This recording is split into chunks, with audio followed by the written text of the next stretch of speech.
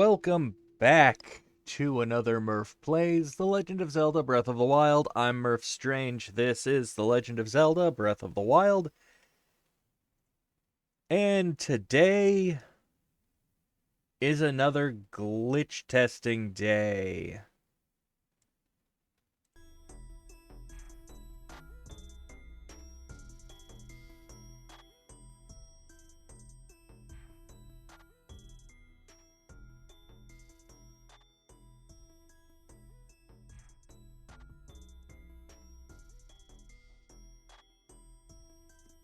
It is also the last stream before Easter, so I thought appropriately we should acknowledge the day.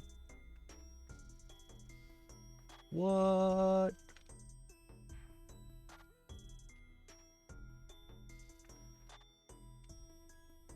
Now, some of you might be thinking, but Murph, you don't celebrate Easter, do you? You're not Christian. Last I heard, you were an atheist. Yeah, I'm atheist, but here's the thing. Holidays are more than about your religion, okay? They're about getting together with family. They're about community. They're about celebration. I mean, sure, religions tend to co-opt these gatherings for their own purposes to, spread their message, hype their propaganda, whatever. But it's more than that.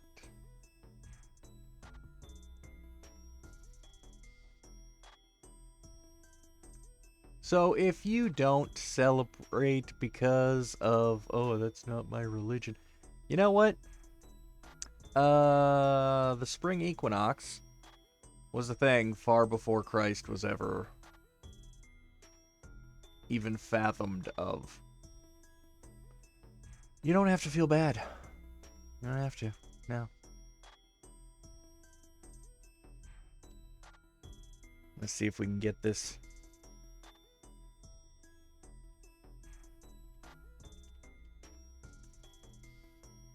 Oof, it's gonna be close. Like.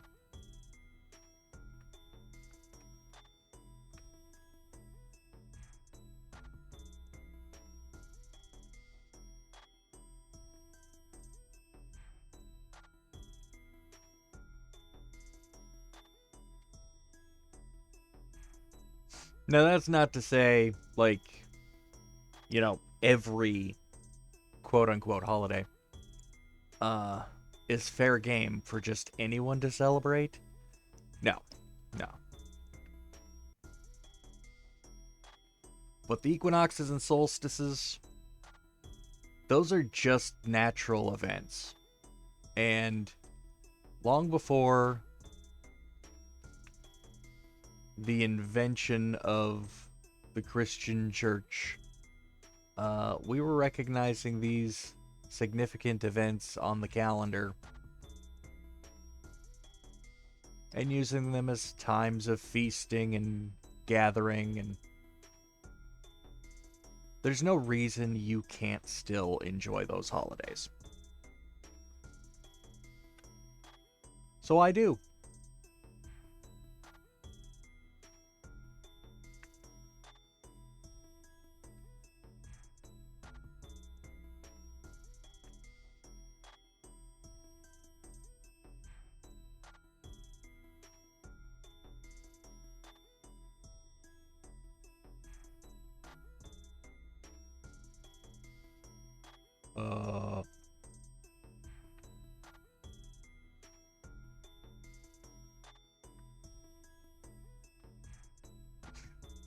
Y'all saw that shadow, right? Like, I was not sure what was going on with that shadow. It looked like there was a dragon overhead, but... oh, there's dragon way the heck over there.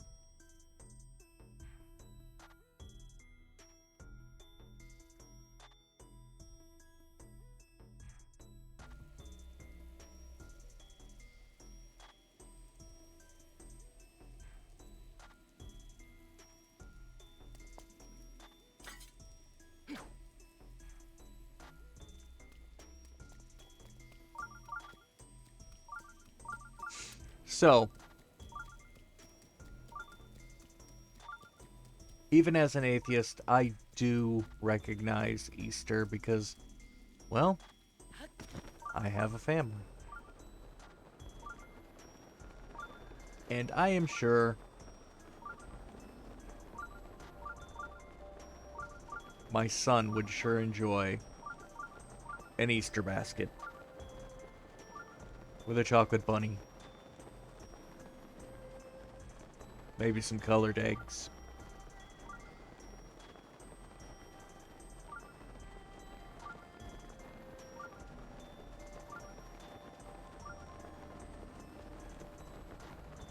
And I don't feel weird about celebrating that because what the heck does, you know, the death of Christ have to do with bunnies and eggs?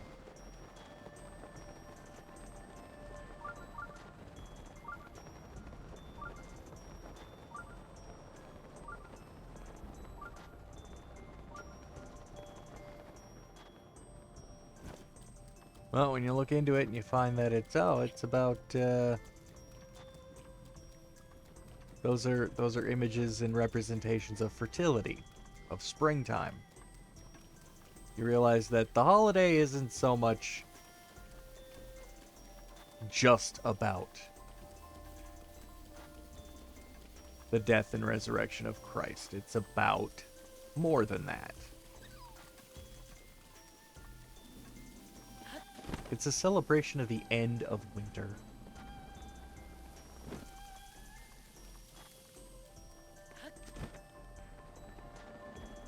And I feel like that's something we can all get behind. Doesn't matter what your faith is. Easter's a thing.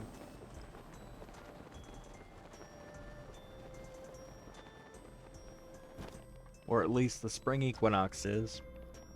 So feel free to celebrate it. I celebrate it on Easter. Not because I celebrate Easter, but because I celebrate family. I celebrate the end of winter.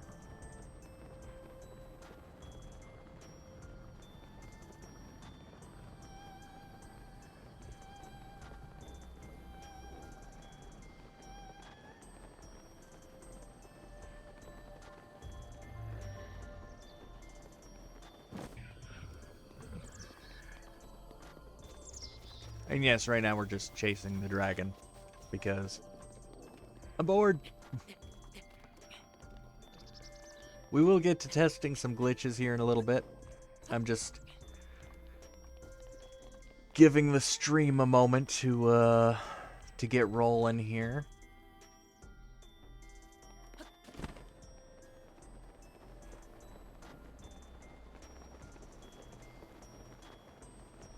It's always good to just goof off for a few minutes before you really get started, you know?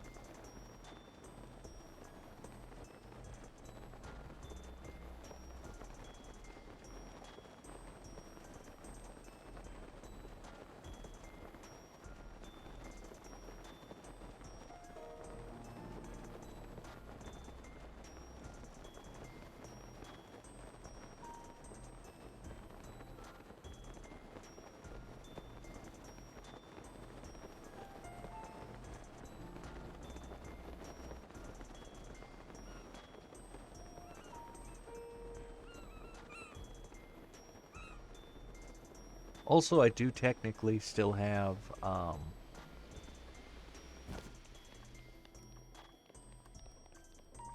like 15 minutes before I'm scheduled to start, so.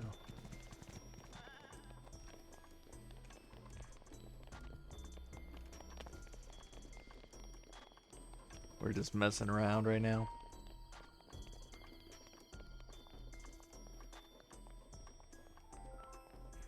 Anyway. Lots of new games been kicked out lately that, I've been finding myself buying, full price a lot more frequently than usual.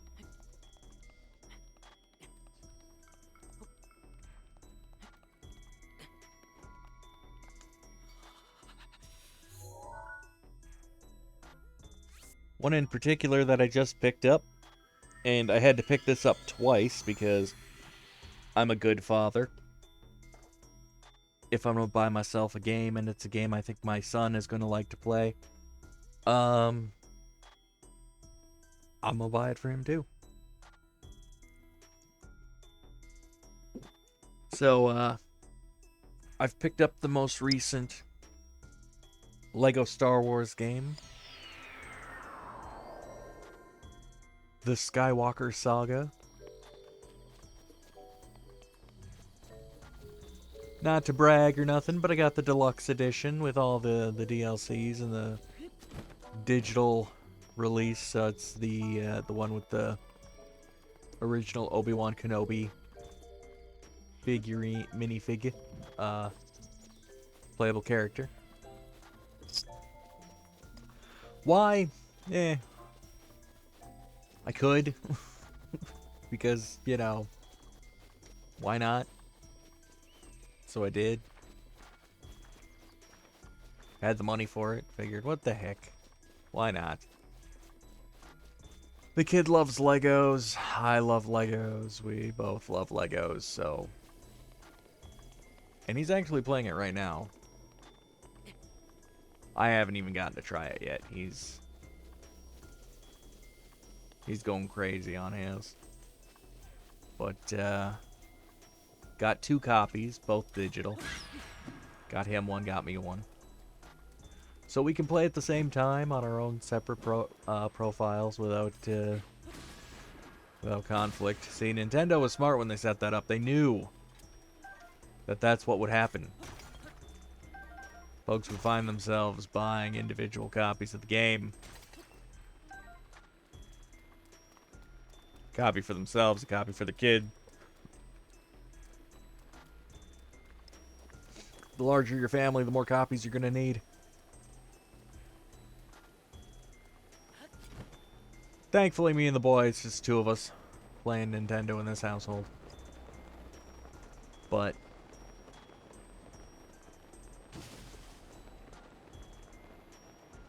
whenever a fun, kid-friendly title comes out that we've been looking forward to, we end up spending twice as much on it because he gets a copy and I get a copy.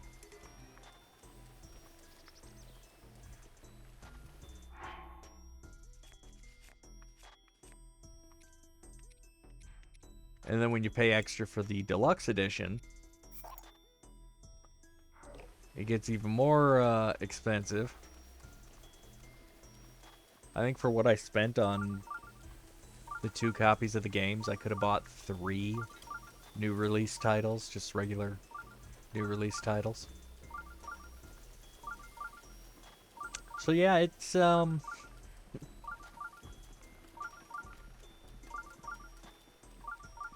little pricey, but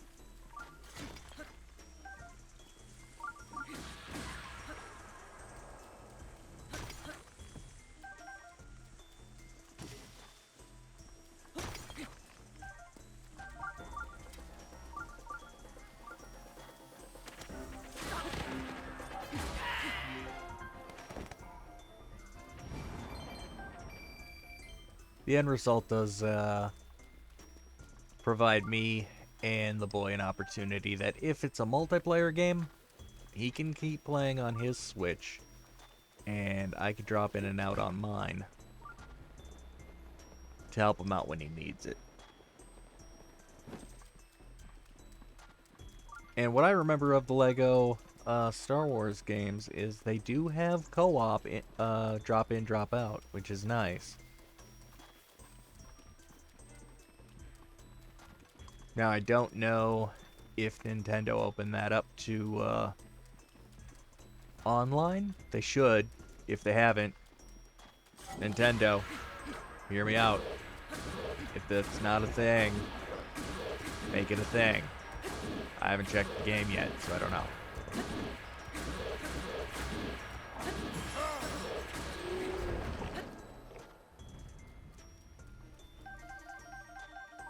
But if someone's on their friends list and they see that, oh hey, you know, that dude's playing Lego Star Wars, Well, let me see if he needs a co-op. You know, a little pop-up thing drops on their screen. Hey, this dude's offering to co-op. Allow to drop in? Sure. We'll let that guy drop in. They're on my friends list. I know them. I'll let that happen. Boom.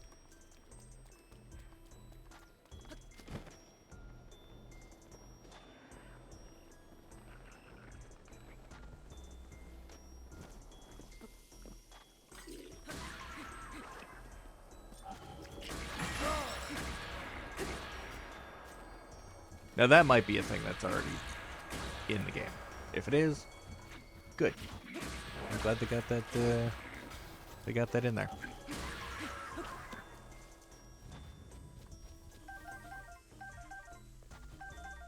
I've been playing the Lego Star Wars games since the first one came out.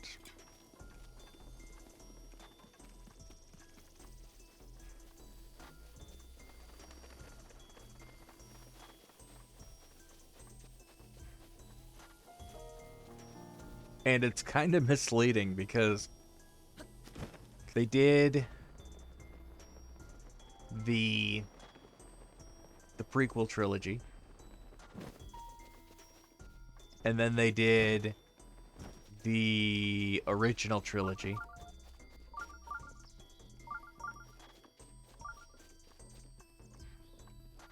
and when after that came out, they're like, what if we put the two together? We'll call it the complete saga.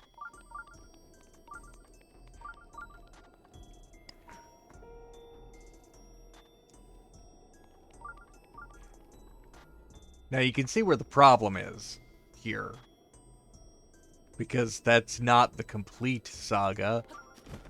Like, that's just the first 6 chapters of the Skywalker saga. Because what happens after that? They go and make 3 more damn Star Wars Star Wars movies. And of course, Lego Star Wars, they're thinking, you know,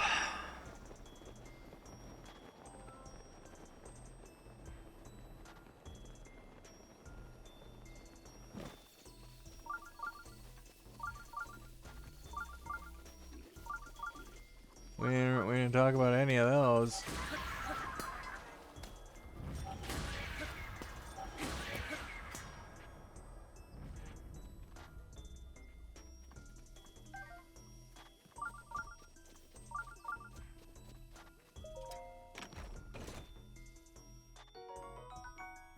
Ooh.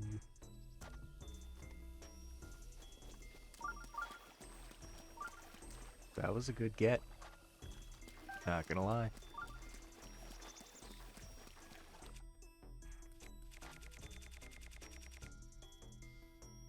$38 even. Man, that's not bad. Normally these axes aren't that good.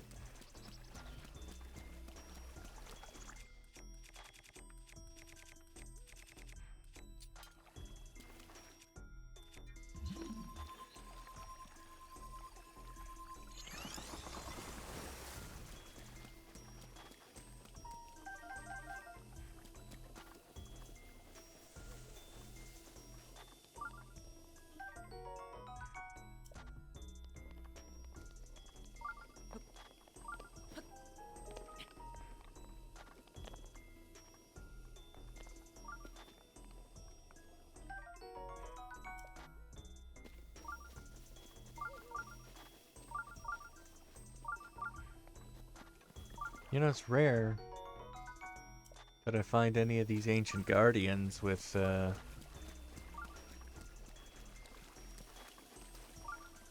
stuff available.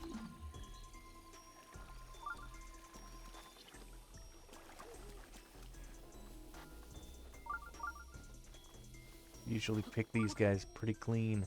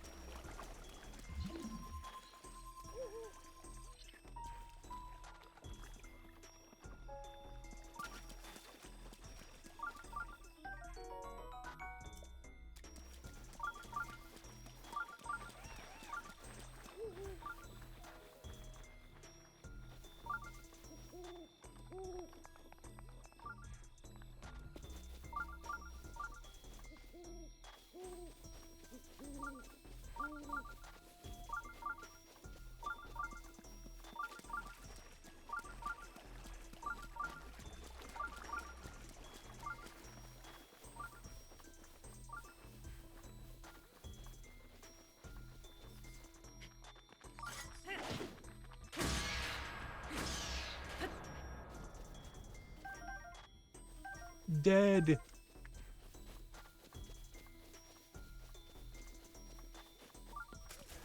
Now you might be wondering, what's with the background music today? Normally that's for my code sessions and whatnot. I'm trying something.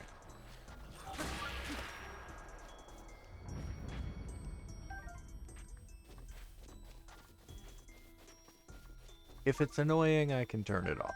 But what I'm trying to go for here is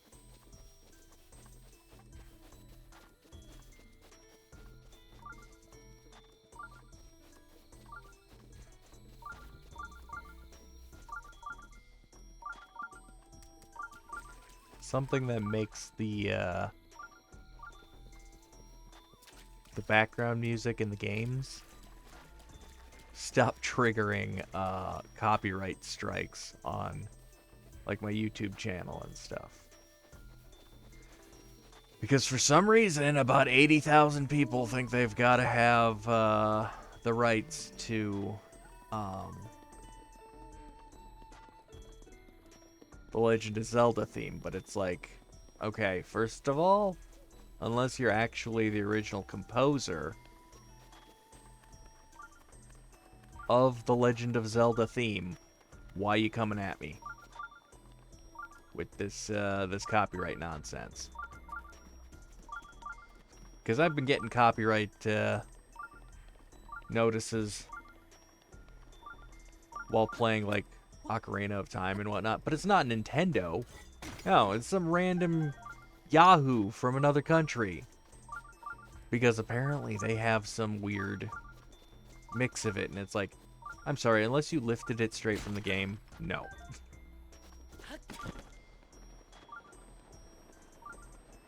And if you lifted yours straight from the game, why would I pay you for yours? You're ripping off somebody else's work.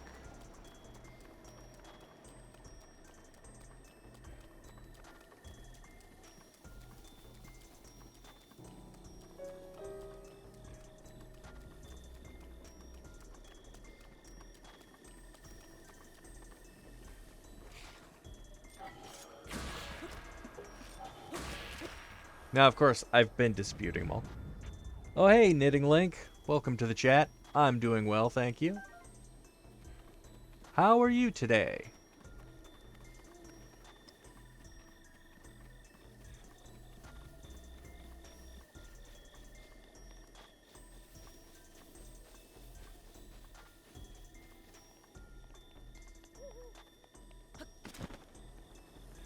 Yeah, I'm just explaining why I've got my normal, like, code session background music playing underneath the video game here.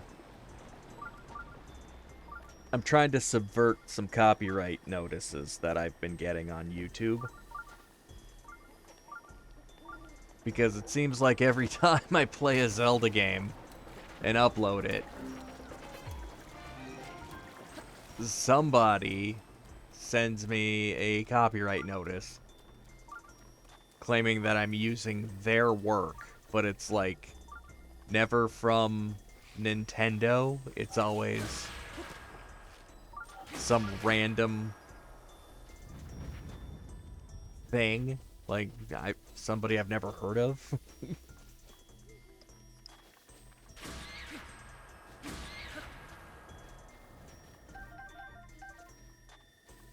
So I think by having my normal royalty-free background music playing underneath the game, like, it's gonna be really hard for them to say that I'm violating their copyright, because, like, one, unless you're the game developer, no, I'm not. And two, unless your version includes my royalty-free background music, no, I'm not. There's no possible way. There's a violation here.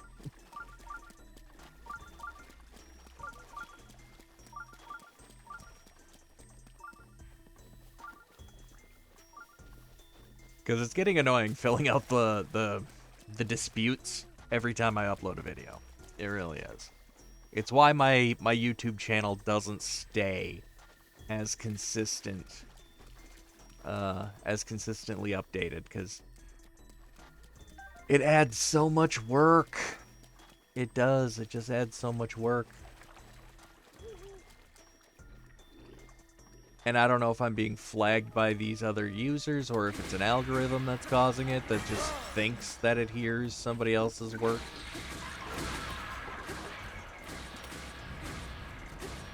But it's annoying.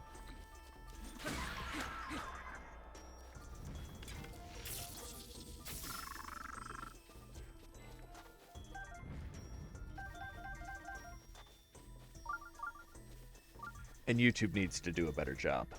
They really do. Yeah, because, like, my videos for The Legend of Zelda particularly get flagged quite a lot for that very reason, where it's, oh, you're using, you know, this version of The Legend of Zelda theme, but it's not like, you know, it's not anybody at Nintendo that's, you know, got the rights to it. It's some weird dude in, like, Nigeria or something. And it's like, I'm pretty sure I'm not using his version, if he has a version. Like, if anything, what they're doing is they're just trying to claim copyrights for random stuff. Well,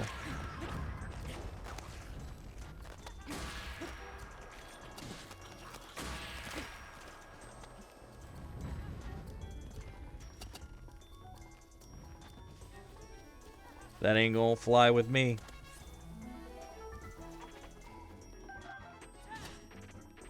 I'll fill out the dispute forms. Like, they ain't gonna get revenue off of my videos either way, because nobody's making any money off of my videos. Nobody. Not even me.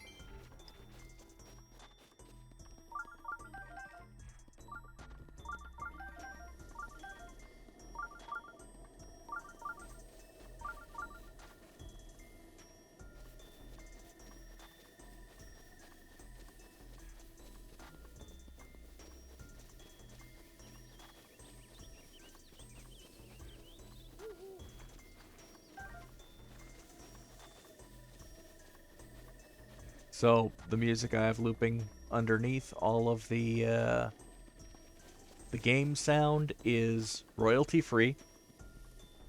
It's been released royalty-free. I have adjusted the speed of it myself, personally. So, it's my own customization on that royalty-free music.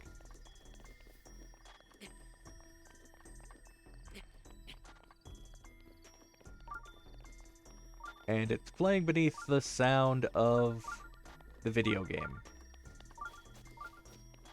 The game's original soundtrack.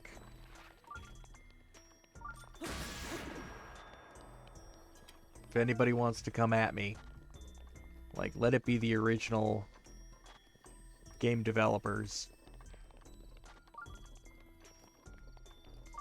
If they really want to come after me for allowing the audio of the game they made to be played alongside the game that I'm playing. I mean, it'd be a really stupid fight, but if they're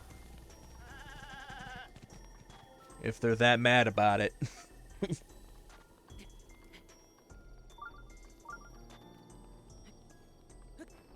I could, but it's probably more paperwork for me to fill out than I really care to. And it's not like it's one person every time. It's a different person every time.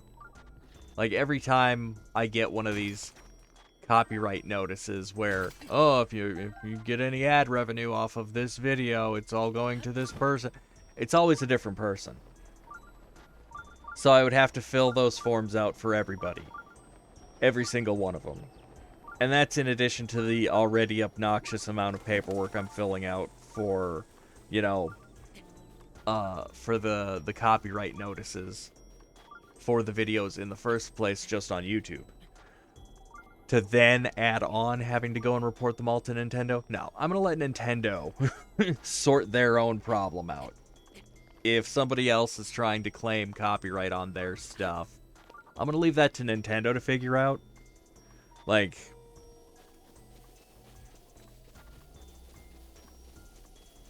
I ain't got to police the internet for them. But I'm sure as heck not going to let them try to make money off of my videos.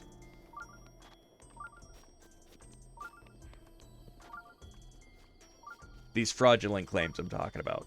Not Nintendo. I mean, if Nintendo wanted to make money off of my videos, no problem. I would make money for Nintendo in a heartbeat if they wanted me to.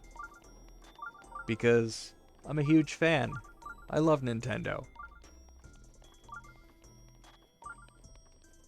I've been a member of the cult of Big N for as long as I can remember.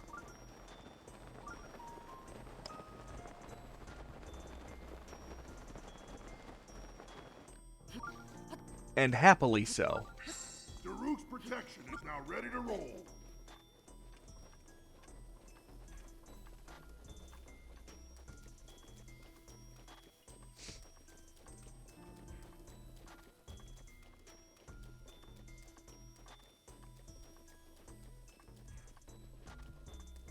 Now, if it had just been like one person consistently filing copyright claims on my YouTube videos, then yeah, that person I definitely would have been like, hey, Nintendo, what's up with this Yahoo claiming they own your music? But no, it's a different person every time. It's a different entity every time claiming to have the rights to things like, you know, the Ocarina of Time theme. And it's like, pretty sure you don't own that. Pretty sure that's Nintendo's. Like, if anything, it's the composer who wrote it for Nintendo who would have claim to that, not some random dude on YouTube.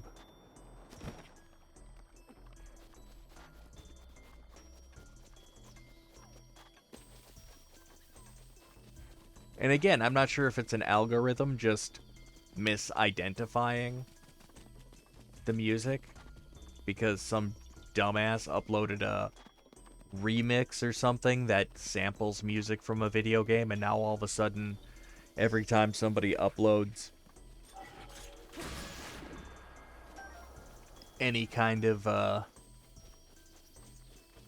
you know, playthrough video that has that same bit of soundtrack, suddenly they're having to fill out that stuff. But I'm hoping I can subvert that a little bit here.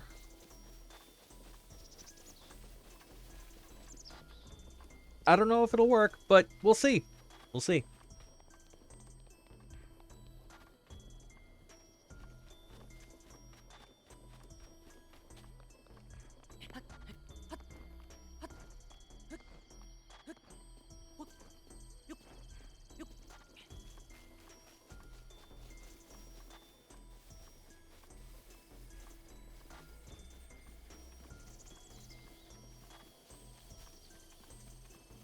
At the very least, if it's an algorithm that's analyzing the sound, that background music constantly looping throughout should put a stop to that.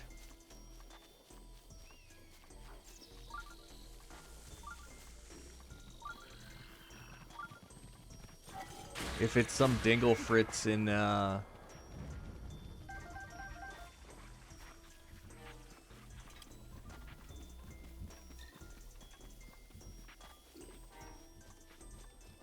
some part of the world with very lax copyright laws, thinking that they've got a good scheme going, and they just issue copyright claims to every random new upload.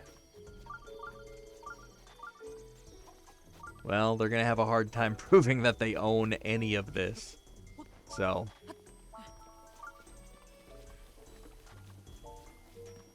I'll still fill out the disputes, but hoping I'll see less of them.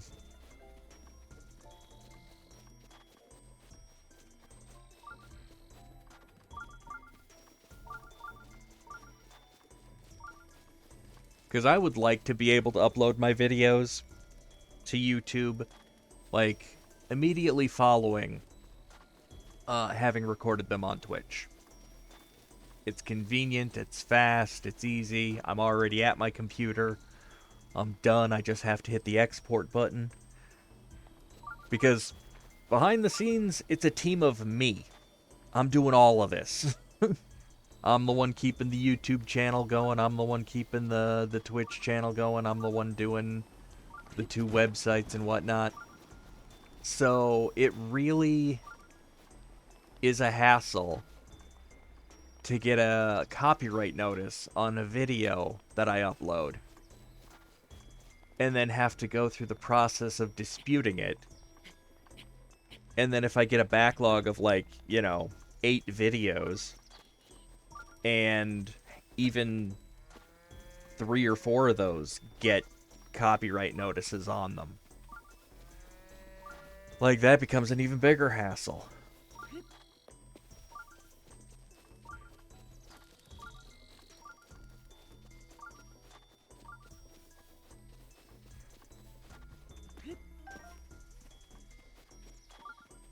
And it's a lot of hassle for something I'm not doing for any kind of income. Like, I'm not making any money off of this. I'm doing this because I enjoy it. Well, if I keep getting hit with all this extra frickin', filing I have to do, that's gonna take the fun right out of it. And then there probably won't be much point in me continuing to do these playthroughs anymore. I mean, I probably still do the Twitch streaming thing, but I'm gonna have to find something else to stream. Because, like, I don't want to have to keep filling out all this stupid paperwork every time there's a idiot thinking they have claim to something they don't. So, hoping we're gonna see a lot less of that here.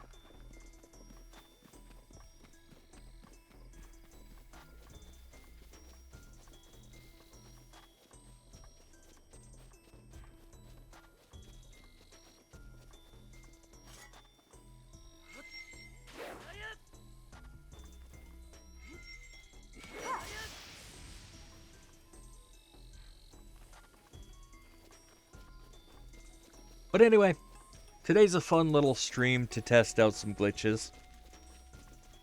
Since we are... well, we're done with the game. I mean... there are no more objectives. Nothing. We've done it all. Every shrine, every Korok seed, even the DLCs we completed. So today, we're continuing to test glitches and exploits. Last time, as you all remember, we did some of the launches. Tried them, found out that I really don't have the talent for them, but they do work. They do work. They take a little practice. They're not just super, super easy, stupid things that you can do to launch yourself across the map. Takes a little bit of precision. You really want to be able to practice those things. If you're hoping to make it big in the speedrunning community, you're going to want to get good at them, and they will take some practice.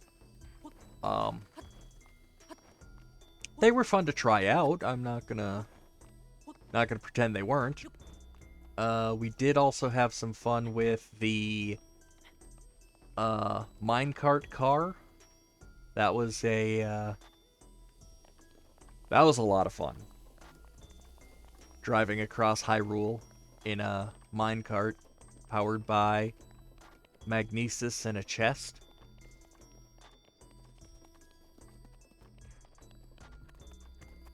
If you haven't tried it, highly recommend. Highly recommend. It's a whole lot of fun. I don't remember this being here. Who are you?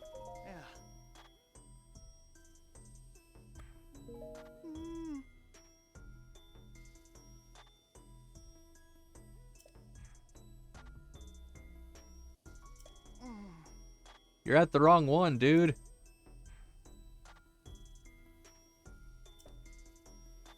Yeah, you're in the wrong place. This is the Broken Heart Pond. This is not the Sweetheart's Pond.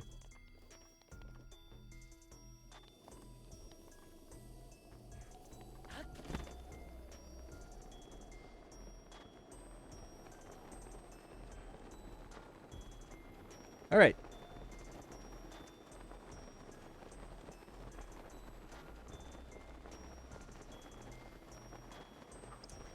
Well, what they're after is they're hoping that my video that they've filed a copyright notice against is going to get ad revenue. And there will be that ad revenue before the dispute is settled. And as long as they have their copyright in place, their copyright notice in place, any ad revenue my videos would generate gets directed to them. But I'm not an affiliate yet. I'm not getting any kind of ad revenue. My videos don't make money for me. They only make money for YouTube. So YouTube is, well, either they're going to have to pay the money or nobody gets any money. And my guess is nobody gets any money because I know I don't get any money. Even if there is no copyright notice, I don't get any money. I have hundreds of hours of video on YouTube. I get maybe a handful of views every week. Maybe. Like, my channel doesn't get promoted or advertised or anything at all. And I don't do anything special with the videos after I've recorded them here on Twitch, so it's literally just the raw footage from my playthrough sessions gets directly uploaded to YouTube. And then, much the same way that I'm letting people find me naturally on Twitch, I'm letting people find me naturally on YouTube. If they like my videos and they decide to keep coming back, great. If they don't, I don't care. I really don't care. Like, this is not what I'm doing with my life. I'm doing this as a,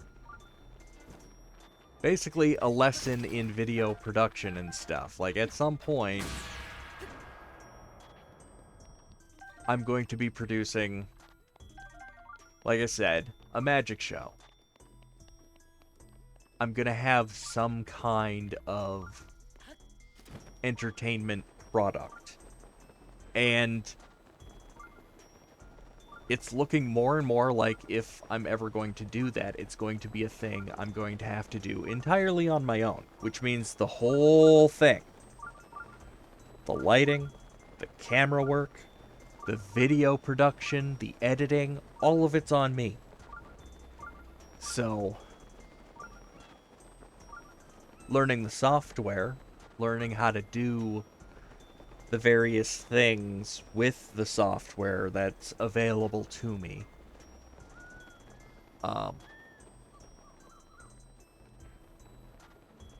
this is stuff that I want to do.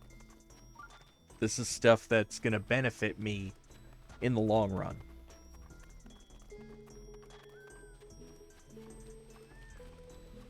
As for the whole uploading it to YouTube and whatnot, well, I gotta store it somewhere. I gotta, you know, I don't mind people seeing my early footage where everything looks terrible, the sound is awful, I'm using graphics poorly, things like that, because it's all a learning curve. And I feel like there's not nearly enough emphasis on the learning process and how, like, you can follow a tutorial and whatnot, but it's not going to make you instantly the next, you know, the next viral sensation, the next video star, the next great YouTuber, or any of that. Like, you have to learn it. You have to practice. You have to get good at stuff.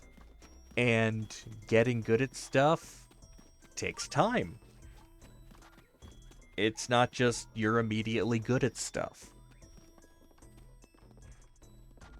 And I feel like a lot of people get discouraged when, you know, they try to learn some new skill and find that they're not immediately good at it.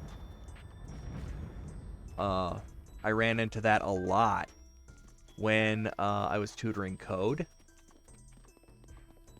Like, a dude would be, you know, into his first week, and he's like, I'm just not getting it. Like, I see all these people making these amazing, you know, websites and whatnot, and, like, I can't even figure out the HTML. And it's like, yeah, but you've also only been at it for a week. And you're trying to compare yourself to dudes who've been at it for 10, 20 years? I mean, they didn't start making those amazing productions, those amazing, you know, creations that, you know, drop your jaw and make you go, whoa, I didn't even know that was possible. Yeah, no.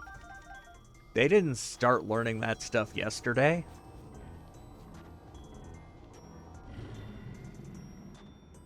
Believe me, if you saw those people who were making the really cool things, the sort of stuff that they were making after only being at it for a week, you would be laughing your ass off.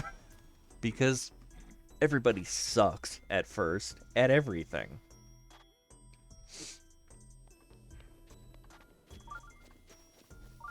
So I don't mind showing my ugly early work. I don't. It's fine.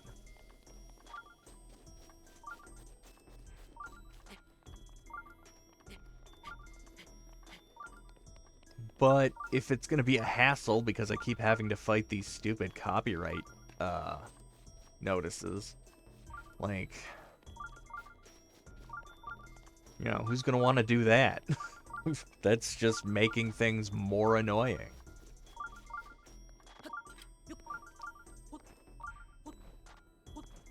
And their whole thing is, like I said, just to see if they can make a few bucks off of some guy that they're hoping is making ad revenue. Because it's not like they're thoroughly researching who I am and what kind of, you know, popularity my channel has. No, they just see a recent video go up.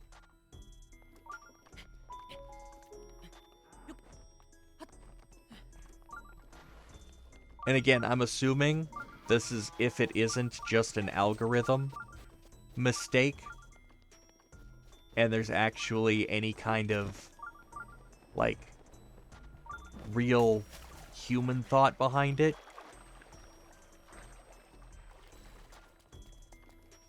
Then it's really just, they're hoping I won't notice this copyright notice thing and have it dealt with before YouTube starts giving them the money from the ads that I should be getting. What they don't know is I'm not getting any money yet. I'm not. I got a lot of videos, but I do not have a lot of views. So right now, YouTube just looks at my channel and thinks, you ain't making enough for us to be interested. You're not making it worth our time to cut you a check. So we're not gonna. And I can understand that. You don't cut a check to somebody who doesn't make you money.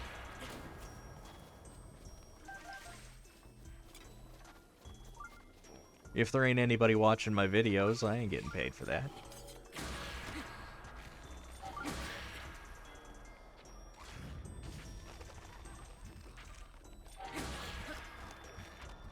Now again, sure, it would be cool if, like, you know,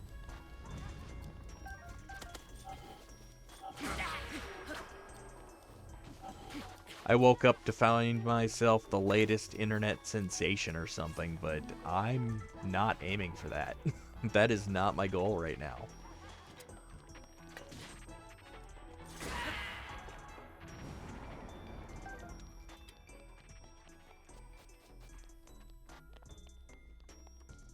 My goal is to learn the processes, learn the programs. Develop the skills I need for the projects I want to do in the future.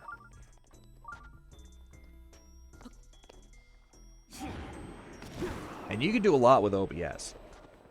Like, it's not just for streaming on Twitch.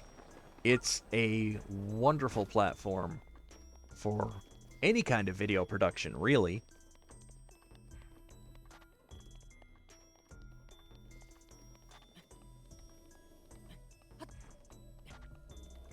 That you can stream to Twitch is just a feature.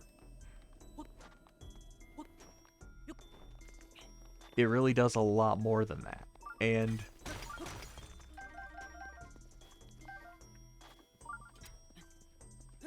the composition of the video, like all the stuff you see on your screen right now, like this stuff, it doesn't just build itself. You gotta learn it. You gotta learn how to do all this stuff.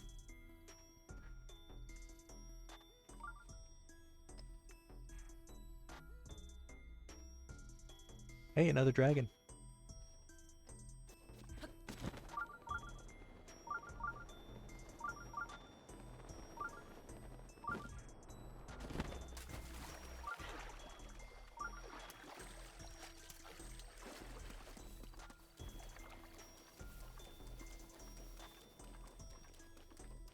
And because it's a nice open source video editing platform that's available free for every operating system there is, when the time comes for me to produce my own magic videos, or whatever it is I do end up doing,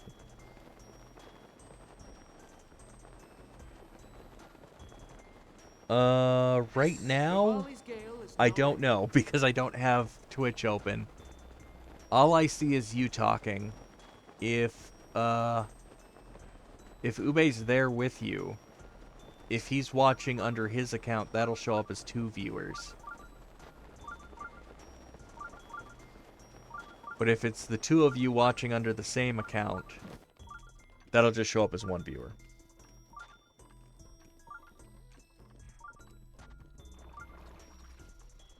And I think that's the case even if it's the same user account on 2 devices.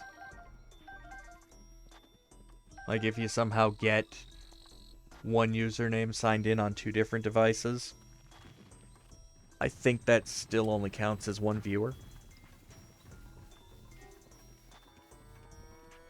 But if you had like 15 devices and 15 usernames, all different, all signed in, but only one of you was watching all 15 of these screens, that would be like 15 viewers. I am not recommending that, by the way. I'm just saying.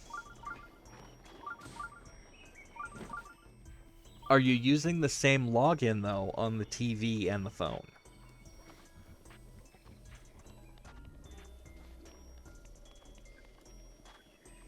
Because if it's the same login information on the TV and on the phone, it's probably just going to show up as one viewer. But that's okay. Like, the difference between one viewer and two viewers on a Twitch platform is like, nah. So.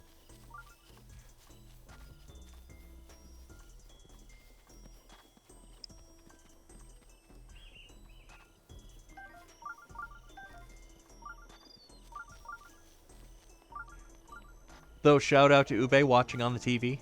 Hi. Hope you're doing well. Don't want you to feel left out of the conversation. Oh, we got knocked into water.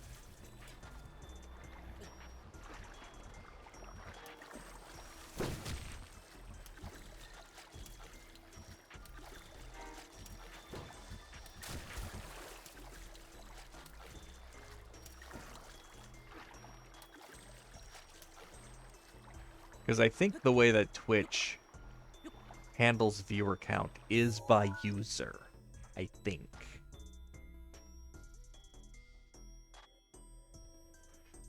At least that would be what I think would make the most sense.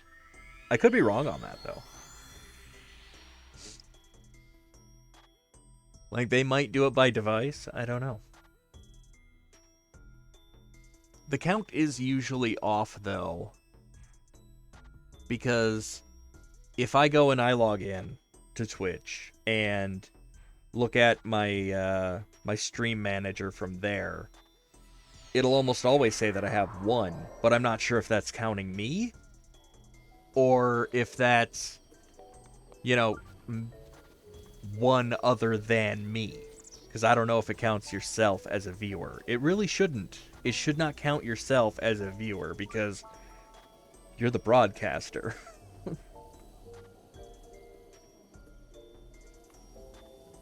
Hey, Ube, welcome to the chat.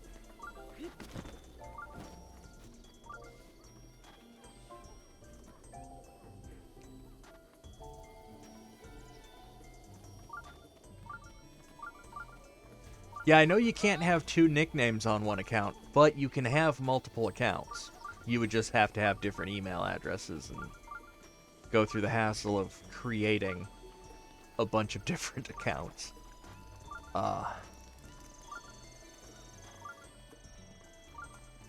It's a lot of work, but it's a thing I know some people have done. Those people who will sell you, like, hundreds of followers. That's what they do. They just go and crank out account after account after account, and then you're not supposed to. You're not supposed to have multiple accounts. You're supposed to have one account, but it's kind of one of those things where it's hard to enforce.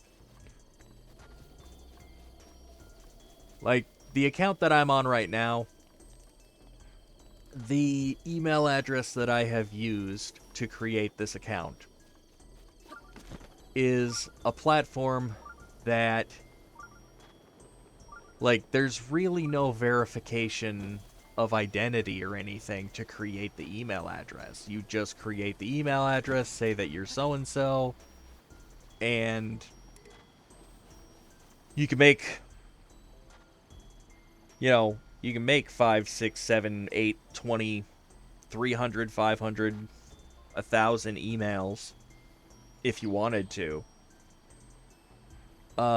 You might get flagged if they have any kind of security check for, like, are all of these addresses being made en masse on a single IP address, but there's also ways around that. So, like, it's really hard to enforce the whole you're only allowed one account. Best they can do is you're allowed one account per email address.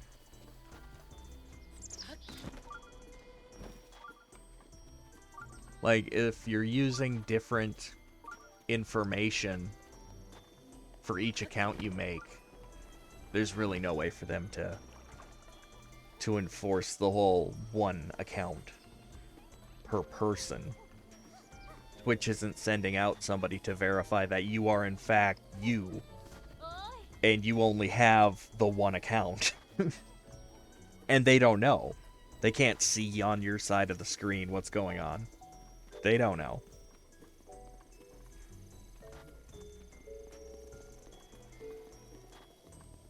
There are things they can do to give away whether or not you are a person operating multiple accounts, but there are also ways around those things. So the effectiveness really is just a measure of how determined you are to get around those measures. So, but yeah, I've known people who have had multiple Facebook accounts, multiple Twitter accounts, multiple everything's. The only thing they really don't ever want to do is have multiple, like, you know, Netflix accounts or anything like that. Anything that you have to pay for. Because then they have to pay for multiple accounts. And they don't want to do that. So, as long as it's a platform that's offering free accounts, it's almost guaranteed that there will be people who have multiple accounts. And it's, as an extension of that, it's also going to be a problem that there will be people, especially if there's a mechanism like followers or likes or something, where somebody will try to monetize that and sell you followers and sell you likes by making multiple accounts. So that's the thing. That's a thing that exists. I never really liked that about social media platforms. Like, I'll participate on social media platforms because, well, as a magician, you have to have an audience. Audience engagement through a social media platform is probably one of the easiest ways to advertise for yourself. And while I'm not doing a whole lot of that, but that's also right now because my act is not exactly put together. You know, I'm working on it. I have a few ideas. I have some interesting tricks that I'm cobbling together. I also have some interesting tricks that I'm borrowing from other magicians. And don't worry, borrowing in the legit sense. That's the interesting part about the world of magic. You can do another magician's trick if you bought how to do that trick from them. And I've bought a few tricks from a few magicians who I really like. So I now have the right to do those tricks for an audience.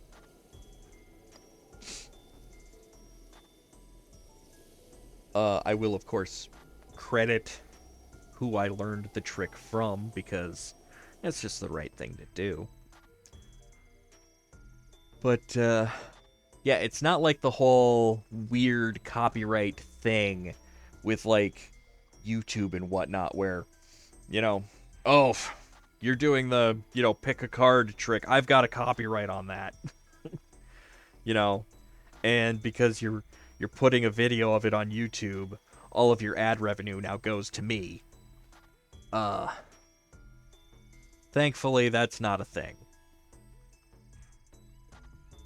So when I actually do start doing magic for an audience or making videos, I don't have to worry about that.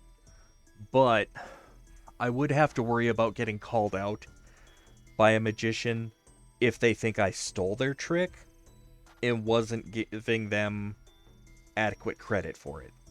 You know, like, I didn't buy the how-to book, I just figured out how to do their trick and started doing their trick.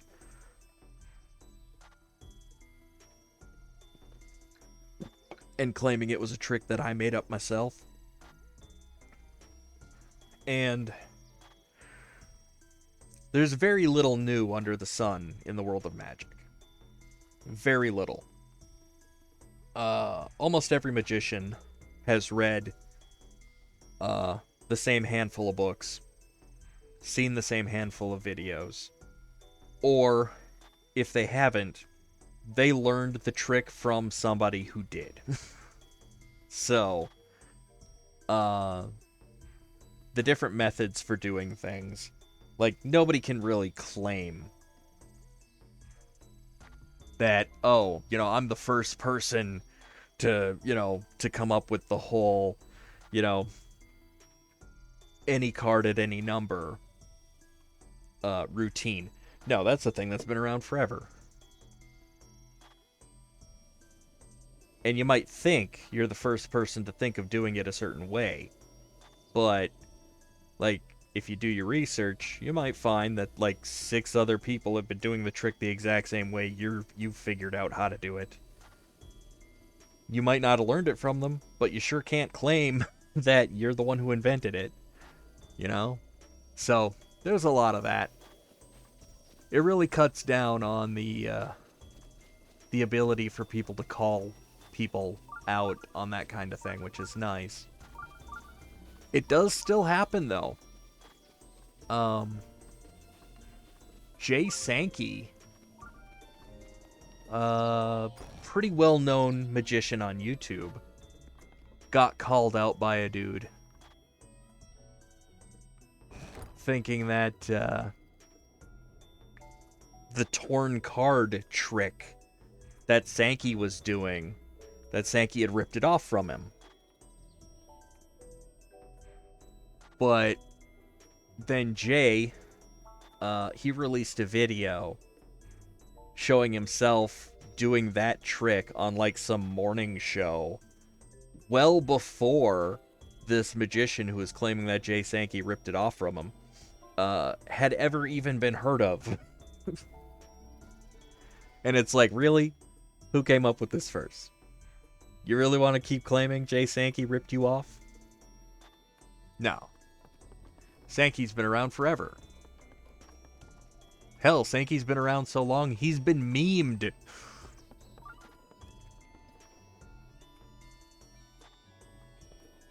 Alright. Today, I want to try...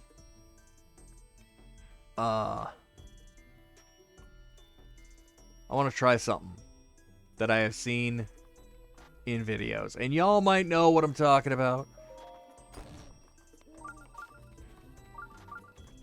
Because, yeah, we've been at this for, what, over an hour now. We haven't even bothered to get into our first exploit. We've just been screwing around talking about, like, copyright notices and OBS and magic and stuff. What we need to do is find... Yeah, I think that's the one that I want. We want to find a stable. Because that's going to make this easier, I think.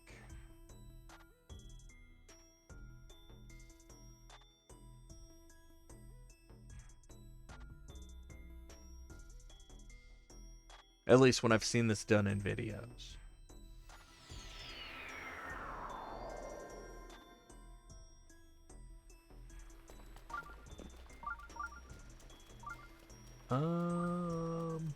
Nope, not this one. Maybe this one?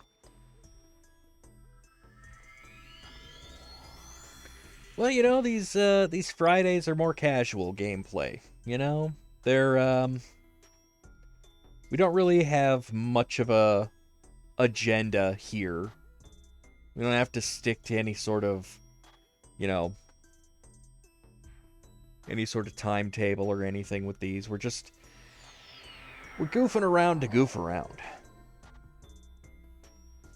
But there is definitely one one exploit that I do want to try. It's a pretty big one.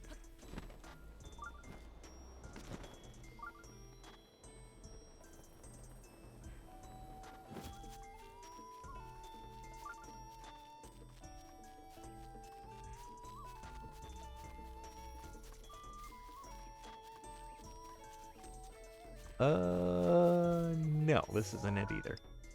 It must be...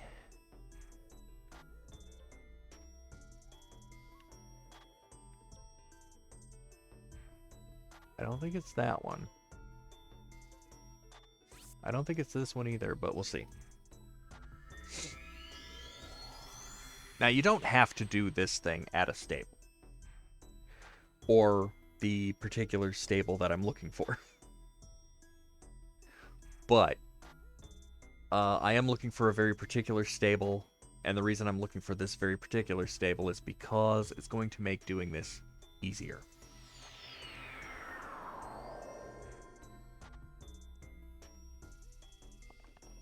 And I will probably need a couple of tries to get it right.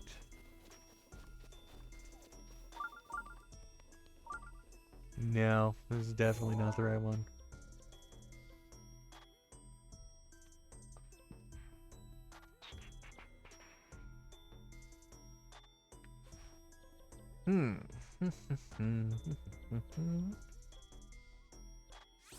Maybe it's that one.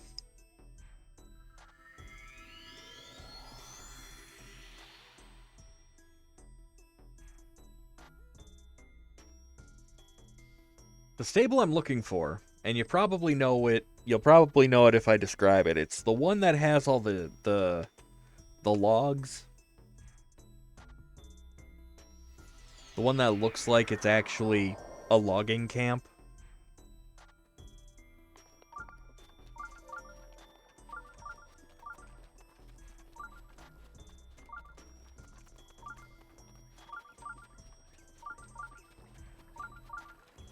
See, this doesn't look like it like this is it either.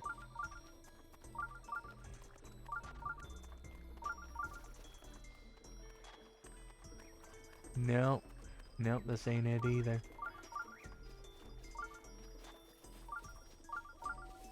The one closest to Rito?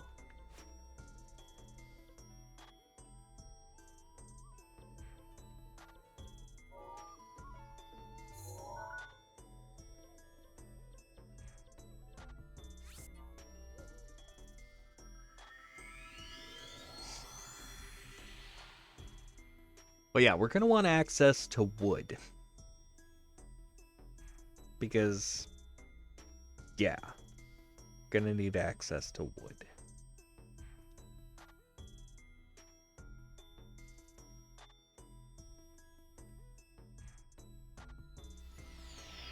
And a vendor.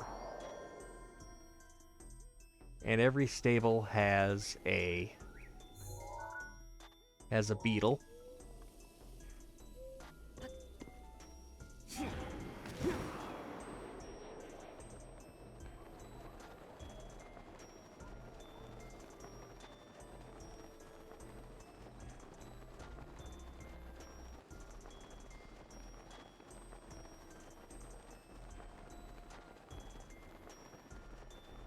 And if this is the right one, we should see a bunch of stacks of logs. Yeah, I think this is it. Yes, perfect.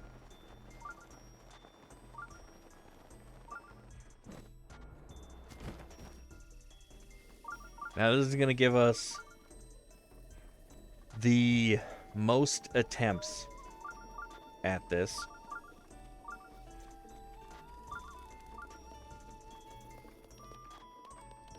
All right.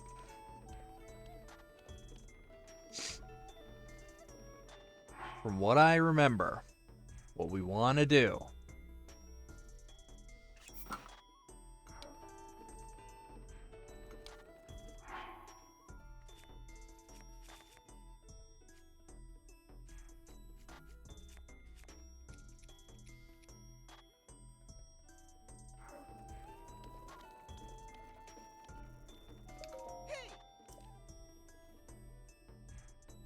gonna want the beetle that I have, because I have beetles.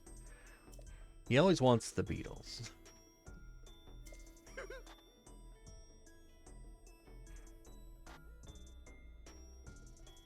Yeah, sure, why not? Fairy tonic.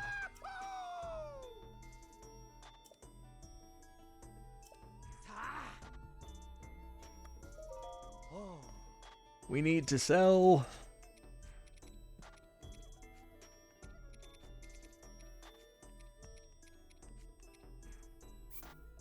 wood.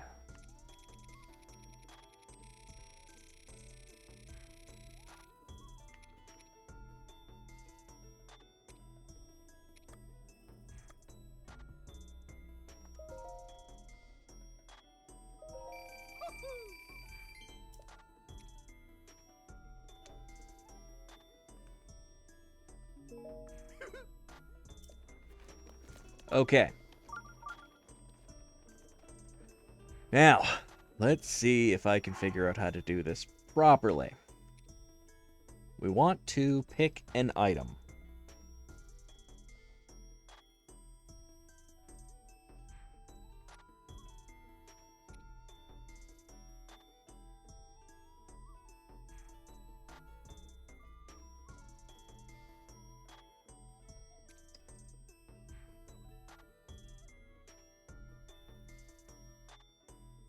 We're not going to make them fly, no. Because making them fly and getting them to come back down is going to be hard. We can do it without making them fly, though. You're on the right track. Now, if I remember right, for this to work, we need at least 7 bows with multiple arrows. We have 1, 2, 3, 4, 5, 6, 7. So we're off to a good start.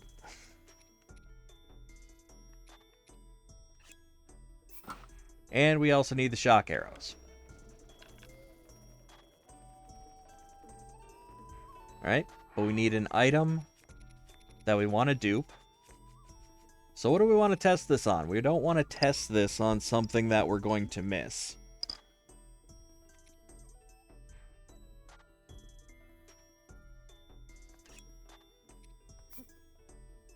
Let's try testing it on that. Shard of Dinral's Fang. It's easy enough for us to pick up another one of these. So we're just gonna drop that.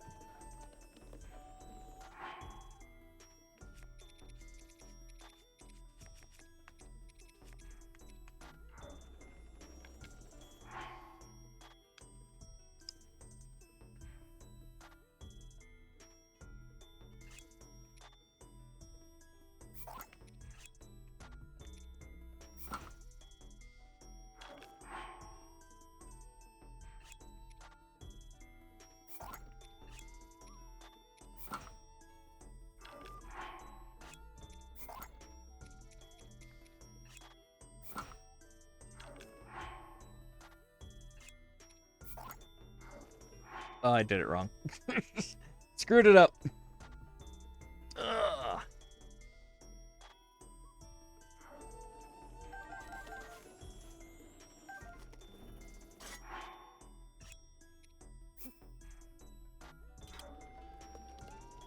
Thankfully, it's not hard to do.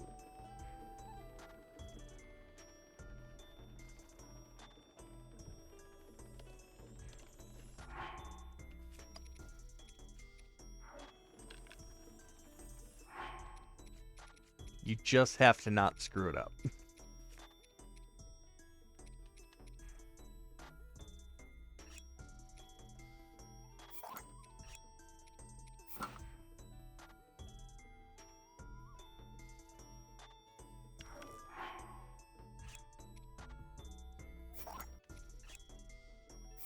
I forgot to equip last time.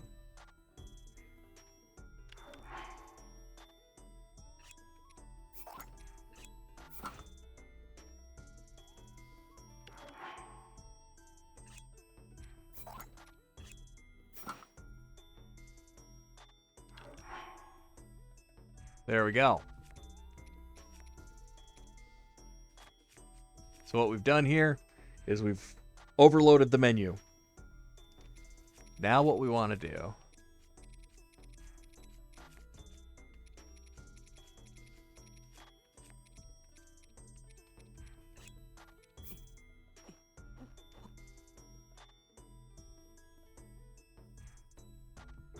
Hold them. Pick that up. Pick that up. And stop holding.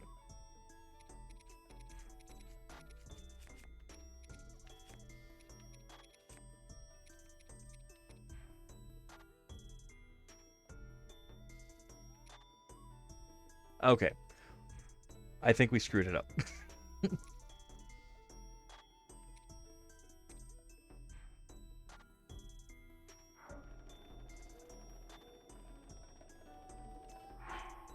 Yeah, we did. We'll try that again.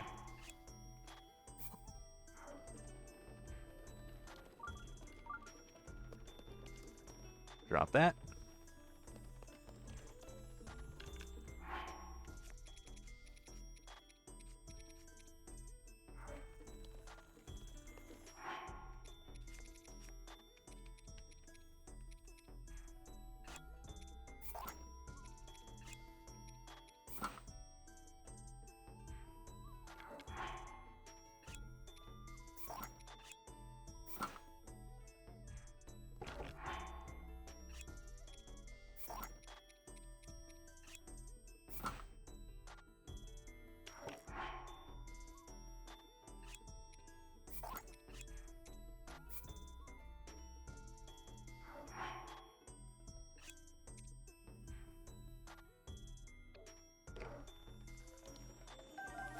Almost had it, but he put it away.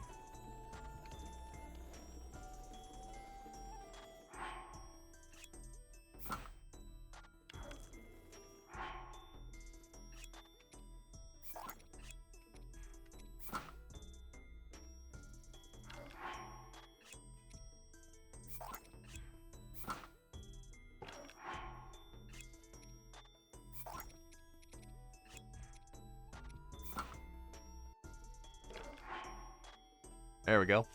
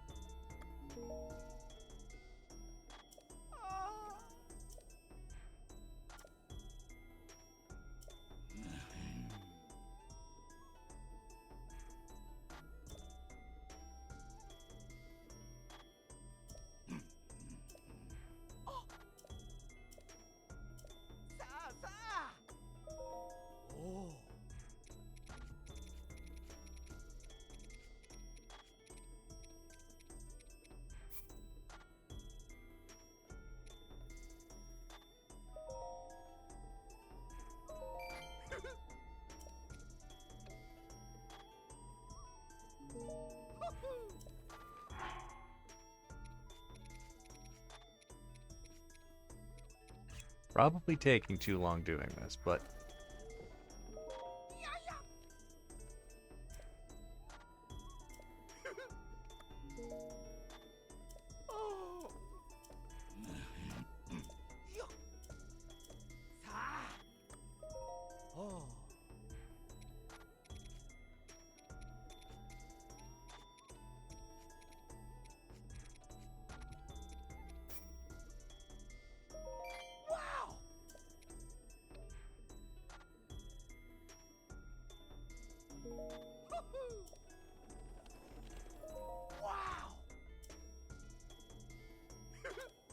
yeah, I'm thinking this is taking way too long at this point.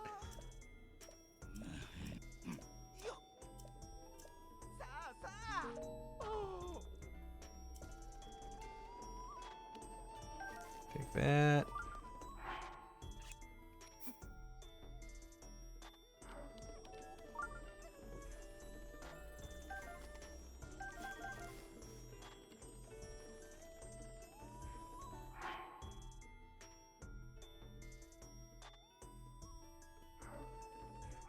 Okay.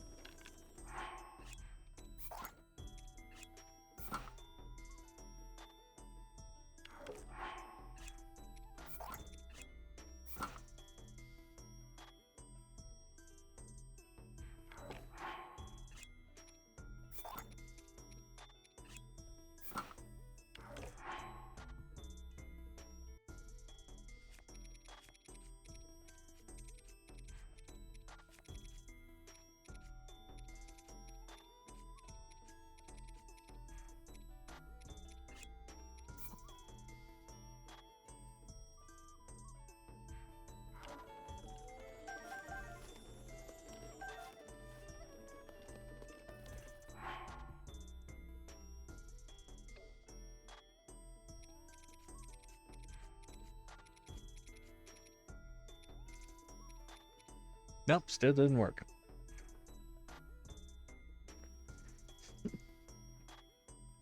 Alright, let me see here. I have the tab somewhere here.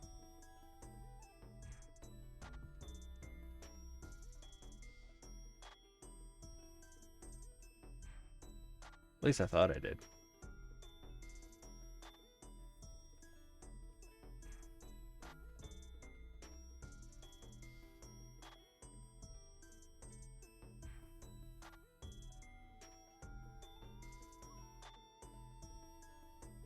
Bow spinning, we've already tried that.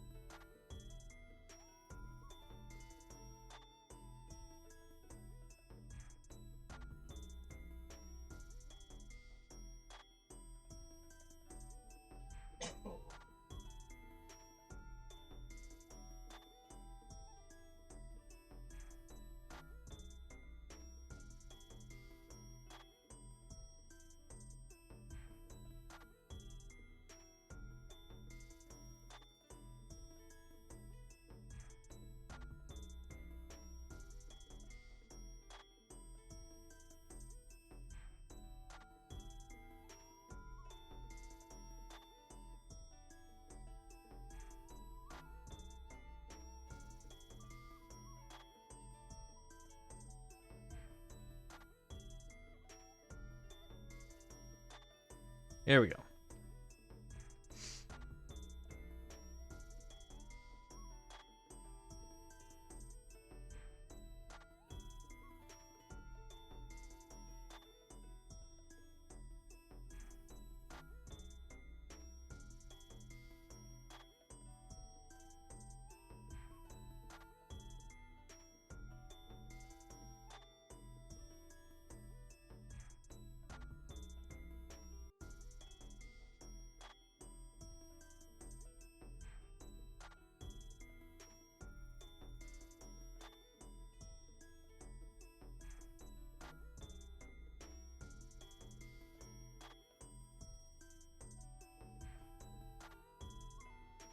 Yeah, this one only talks about weapons, but I know you can do it with items.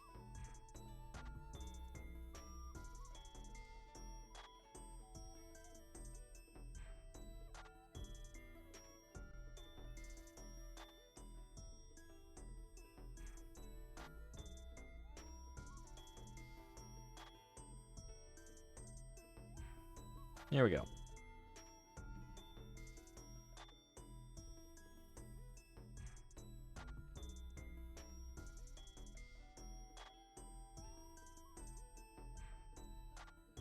Ugh, 11 minutes.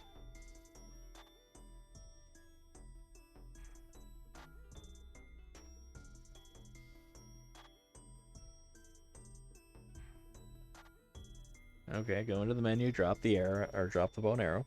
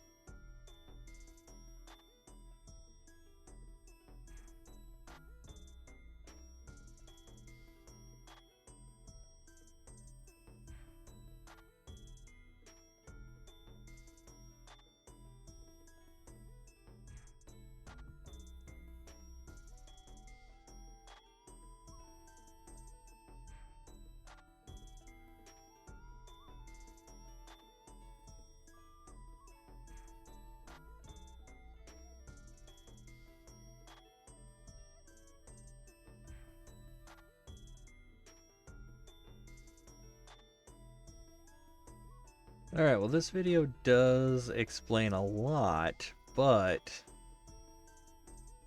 it does not explain the item duping.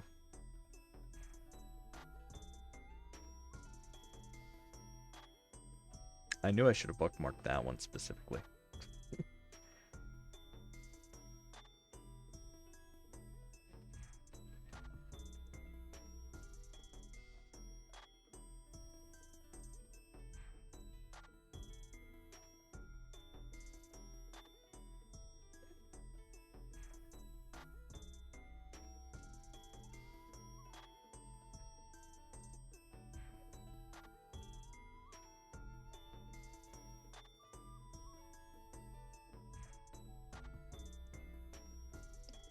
Okay.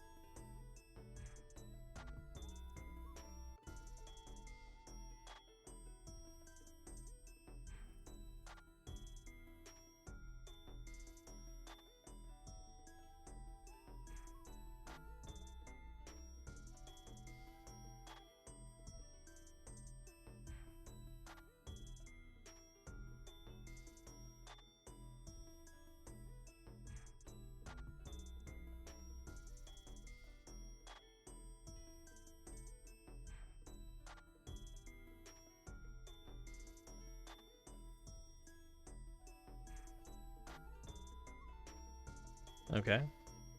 Drop the item you want to duplicate. Take out the bow. Drop the bow, equip a different one, drop the bow, equip a different one, drop the bow, equip a different one, until you get the thing to do the thing.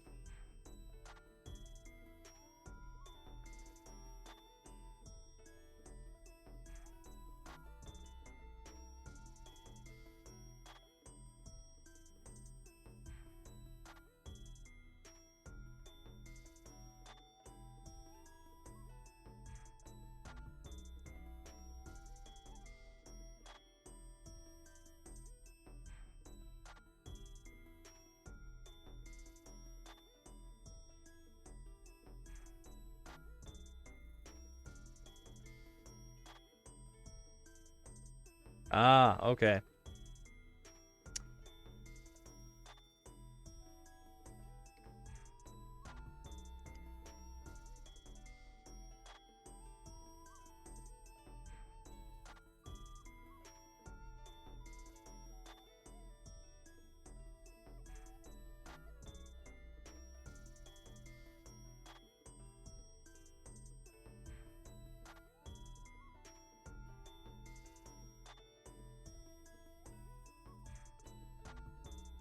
Okay. I know what I did wrong.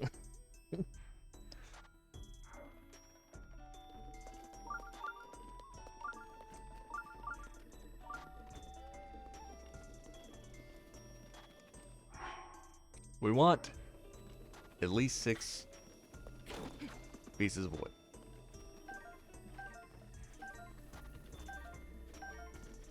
There we go.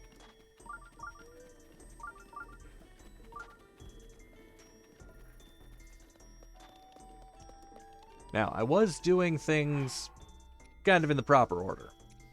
Well, let's do these instead.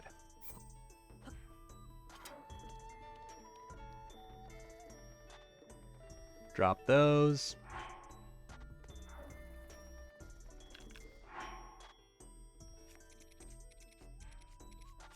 The one thing I was failing to do, though, was this part.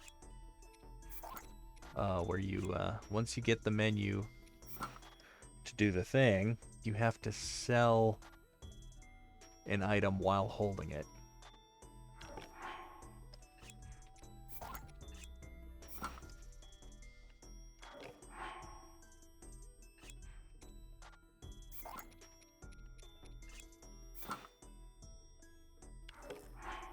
There we go.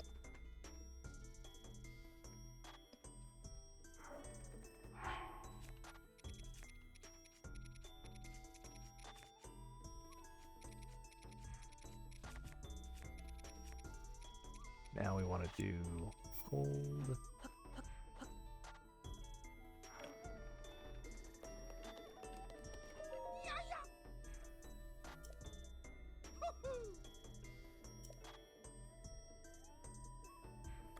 No. He's gonna get so annoyed with me.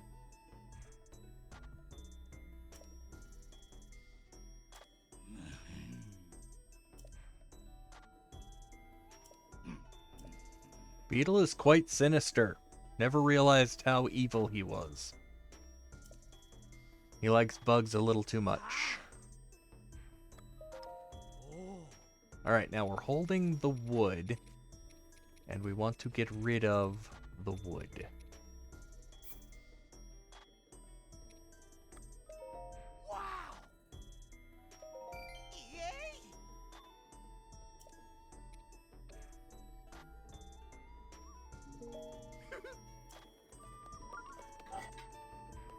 Now we want to pick these up.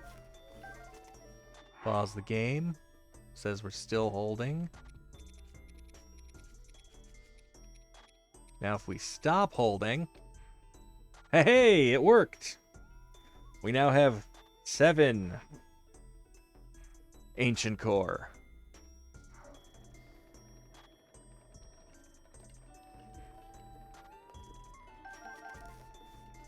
Pick up our bows. And we're ready to redo it. We just need some more wood.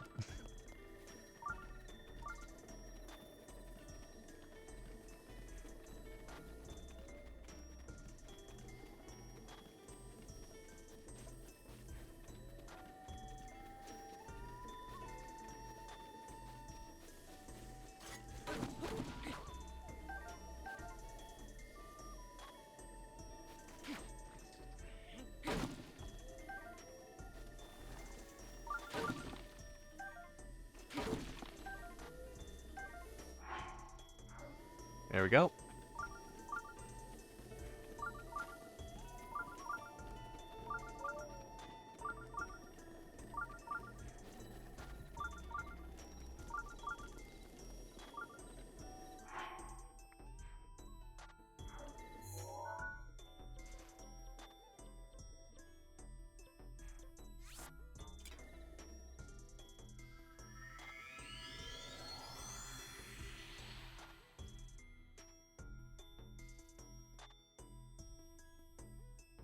So we got the item duplication to work.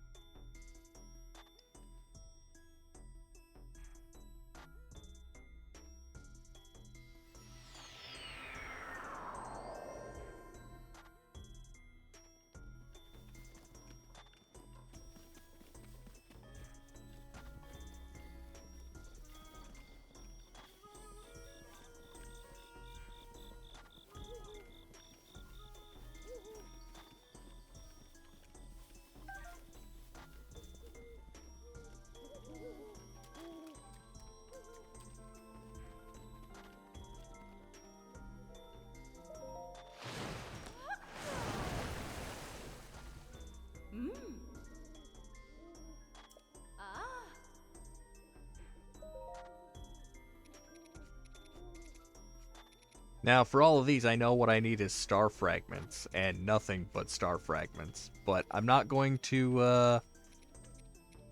I'm not going to cheat my way to having all of that gear, you know, fully maxed out. I do want to see what I need, though, for these. Ah, we need... Okay, for those two, we just need regular ancient core. We have enough to upgrade one of them.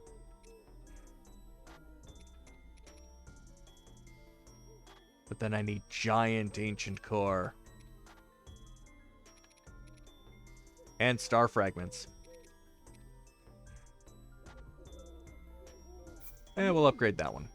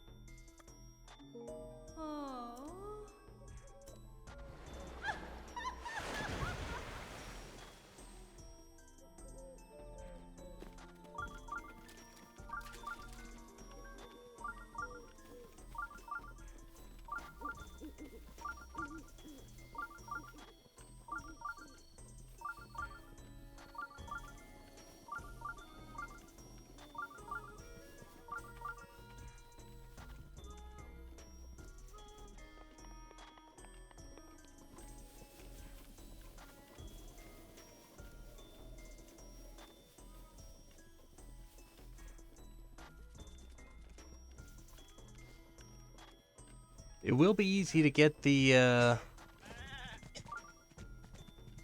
ancient parts, though. Now. The low drop rate on ancient core and giant core are no longer a problem.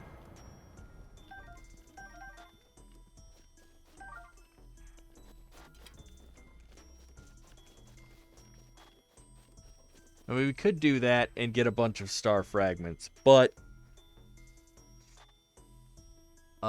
we'll try to farm up star fragments rather than dupe a bunch of those in.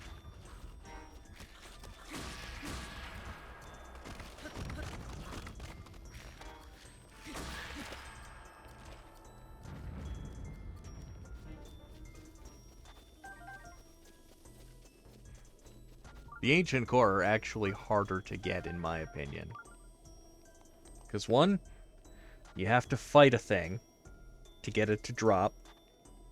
And even after you fight the thing, the occurrence at which it drops is super low. You could kill all of them on the map and maybe get one. And then you have to wait for a blood moon for them to all to reset. Star fragments, all you gotta do is look up on a clear night. And if you're lucky, and you'll be more lucky, or you'll be lucky more often than not, you'll see a shooting star, and then you just have to get to it.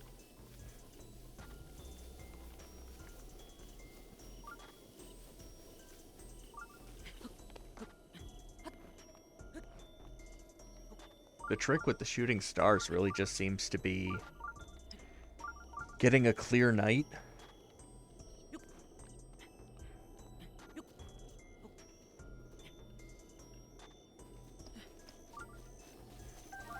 And then it's just roll of the dice, you know?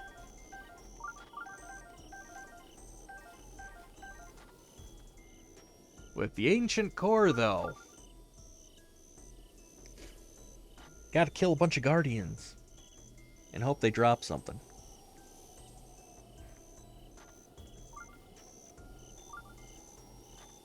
And they really like dropping gears and screws, but that's really it. Everything else is problematic to try to get to drop. But let's see.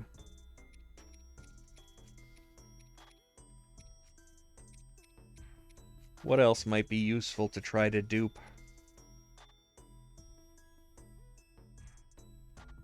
And you don't really need to dupe any of this stuff because you can just find that growing in the wild everywhere.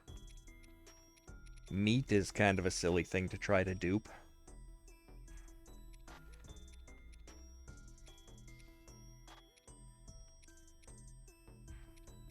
If you have a problem getting monster elixir, it's because you don't know how. That's it. You just don't know how. Sell monster parts to Kilton. Buy monster elixir from Kilton. That's all you gotta do. Some of these bugs are kind of rare though, but we run into a problem because when you hold them and you drop them, they fly away. So, you're probably not going to have a lot of luck duping the bugs.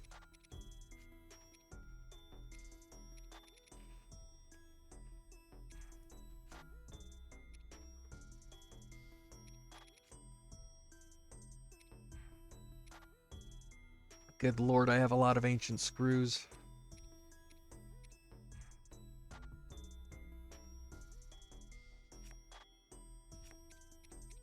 But yeah, things I would recommend to use that duping glitch on if you're going to do it.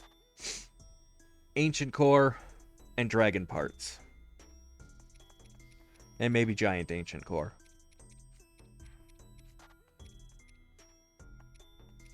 Maybe gems if you don't have a massive collection like I do. But I've got a massive collection.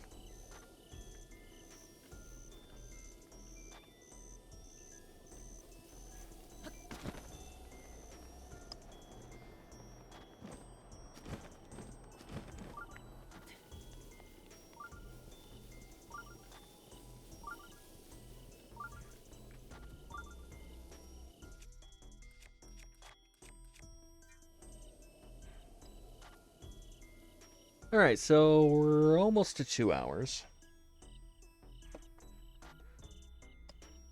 I got about a half hour before I need to worry about thinking about lunch. What do you say we do a rare amiibo drop?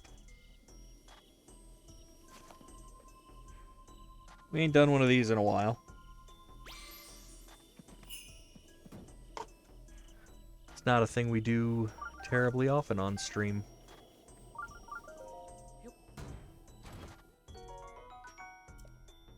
Royal Claymore.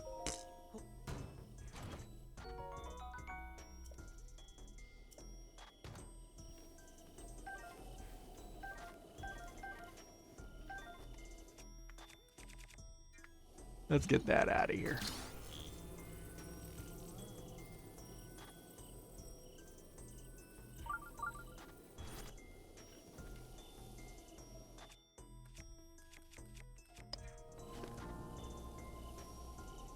All right. Now, as far as I know, I have all of the amiibos that are special loot compatible with this game. I mean, you can have a random amiibo that'll just drop, like,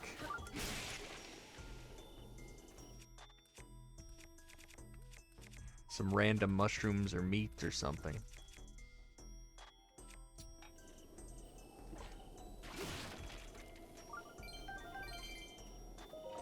I've got a couple of those. Royal Broadsword.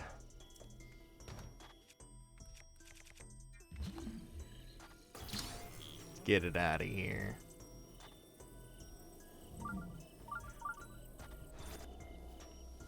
Now I could do the save exploit.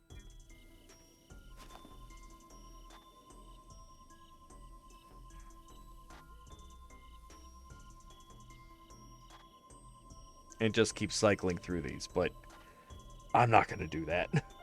I'm... you know how much time that takes?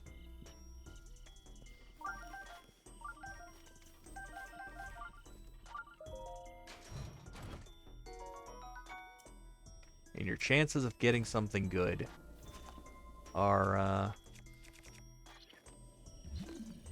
only slightly improved by doing that. And only slightly because you have multiple chances to get something you don't want.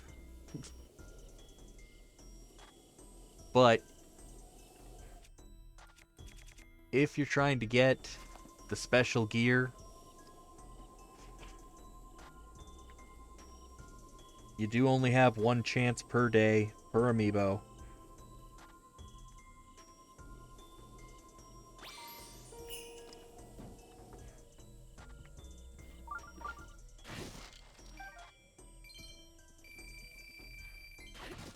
If you're real dead set on getting the special gear, do the save exploit. Save your game before scanning the amiibos, and then reload the save if the amiibo doesn't give you what you're looking for, and try again.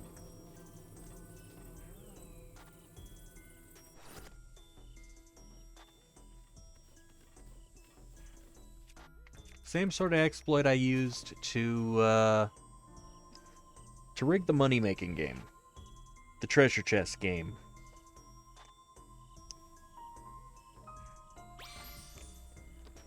Save your game before you play. And then if you lose, you just reload the save immediately and you get your money back.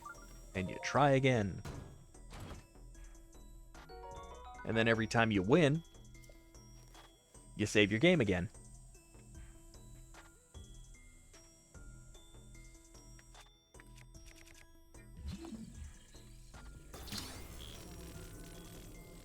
Now, if only you could do that in real life.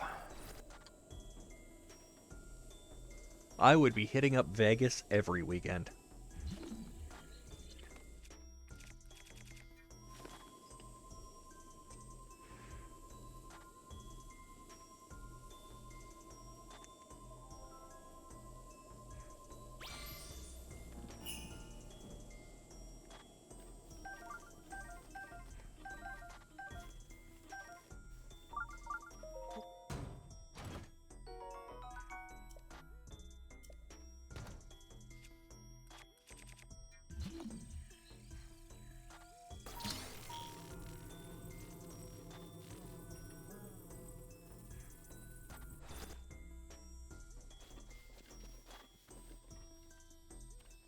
Now, there are some fancier exploits we can do with that menu overloading.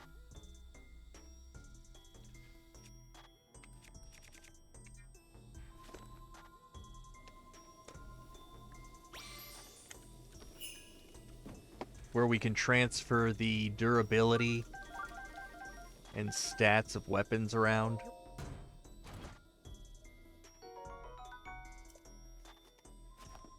However, I haven't looked into how exactly you do that. So we're not going to do that just yet, because knowing my luck, I'll erase my Master Sword or Hylian Shield with, you know, something stupid.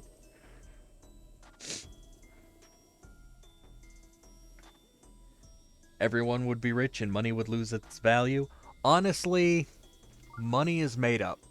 Money is a fake thing, and the only reason it has value is because we've decided it has value.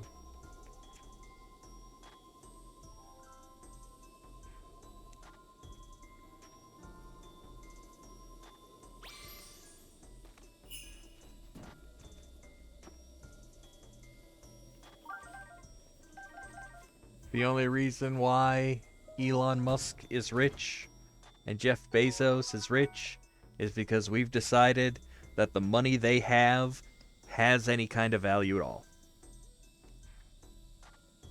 Otherwise, they would be no better than the rest of us. No different.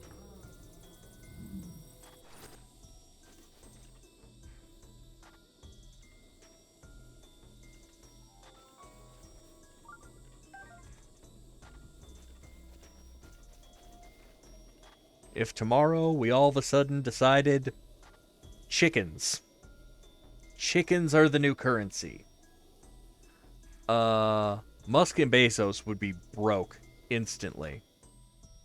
But there would be some chicken farmers who would find themselves at the top of the socioeconomic ladder overnight, and they wouldn't have they would just have no idea how they got there.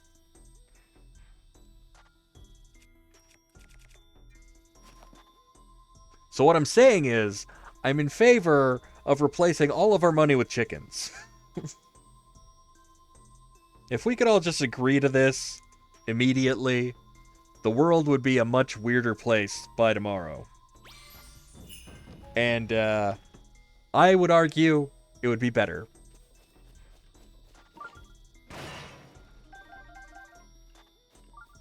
Oh, and you're saying having money in your pocket is convenient?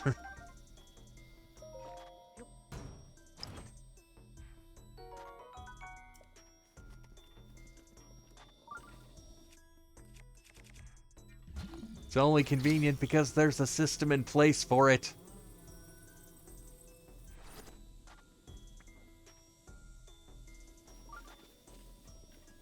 Lint? I don't know. We might make some oligarchs out of some laundromat owners if we go with lint. And I don't know if I'm ready to give them that kind of power. The ones I know, they're kind of shady.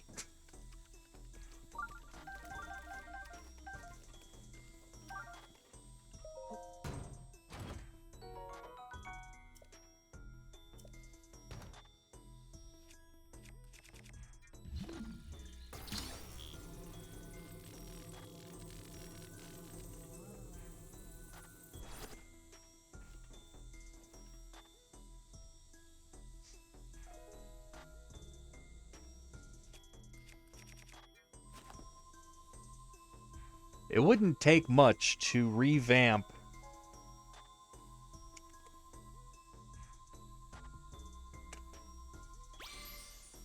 our banking systems to keep track of something other than money.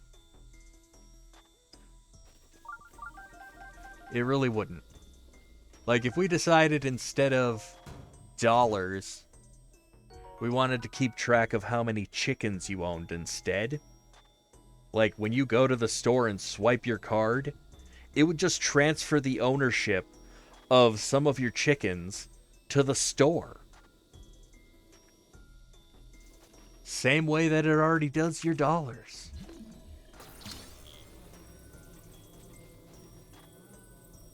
It doesn't take the dollars physically out of your pocket, mind you. It just transfers the ownership of the ones in the bank from your account to somebody else's account.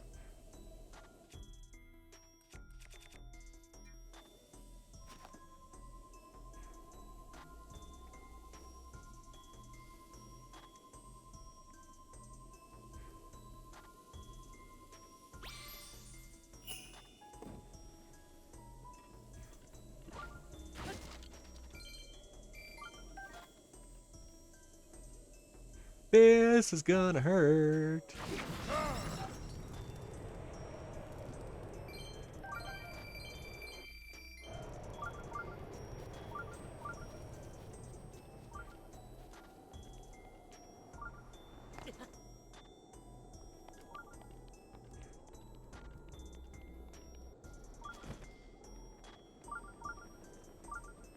Huh. That treasure chest is gone. Whoops. Probably should have thought that one through.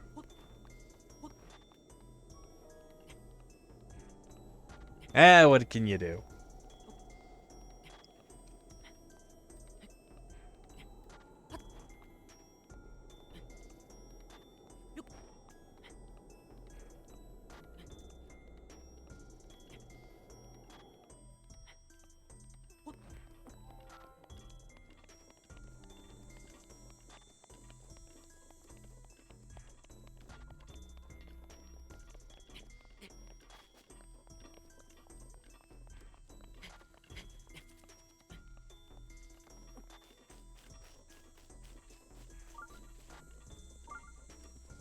I do often think about what it would be like. Like, I don't, not that I'm hoping it'll happen, because unfortunately, like, I'm still dependent on money. But, like, how things would change if we woke up tomorrow and our entire economic system was just based on something else. You know?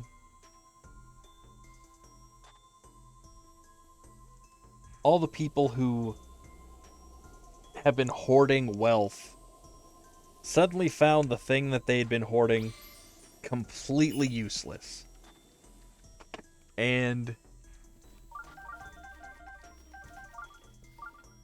something arbitrary, something just completely arbitrary, like forks, or, you know, something ridiculous, just became the new standard. I mean, I'm certain it would upset quite a few things. Like, there would be people out of jobs and, you know, some people who probably shouldn't be rich. And you know what I'm talking about. There are people who shouldn't be rich. It would immediately go to their head, immediately, you know, be a problem for the people around them if they were rich, and you know what I'm talking about. Because we've seen some of those people be rich because they already are. And they really shouldn't be. And they just act like complete and total monsters.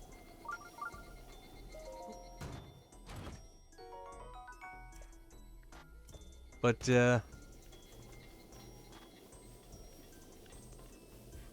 it would be interesting. Again, not a thing I'm wishing for. Just a thing I often wonder, you know, what it would be like.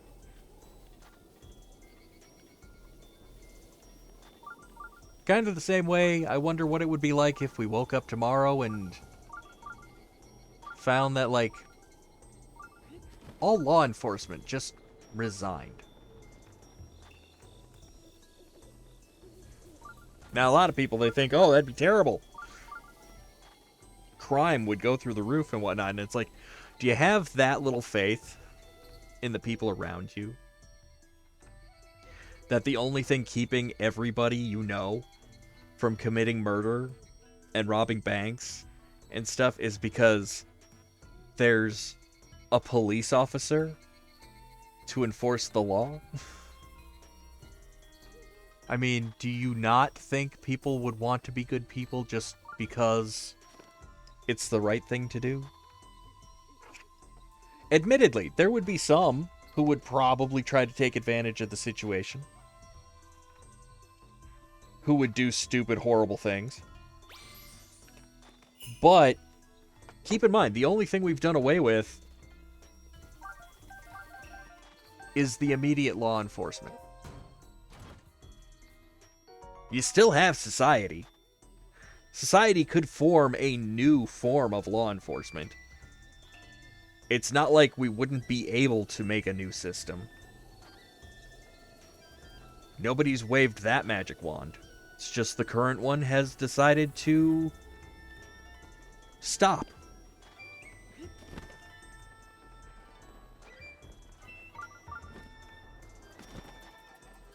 What would a new system look like? How would it operate? What could we do better?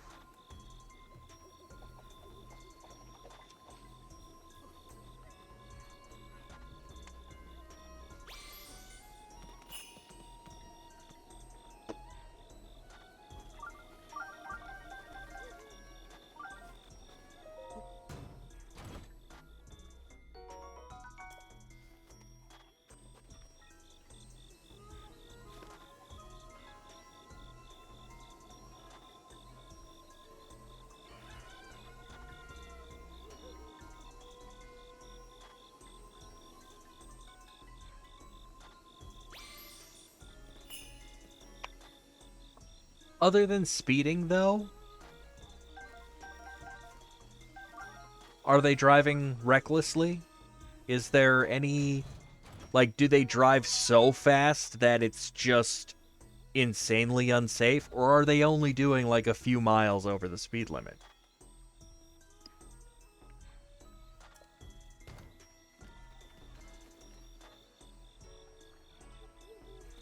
Like, how much of the law do they break when there's nobody watching?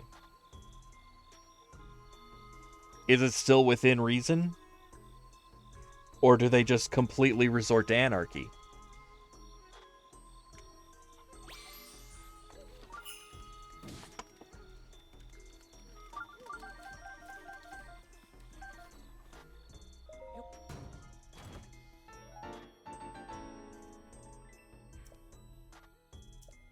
Like, I know there are some people who take it too far. There are some people who, if they felt they could get away with it, there'd be all kinds of stupid crap they would do.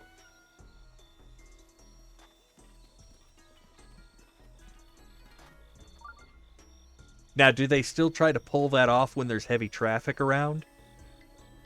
That 20 to 30 kilometers per hour over? Or is that just on an open road? Fair conditions, where there's really no reason that they, if it weren't for the speed limit, wouldn't be able to safely maneuver their vehicle at that speed. Because my theory, and I'm generally a safe driver. I don't speed and, I don't get crazy.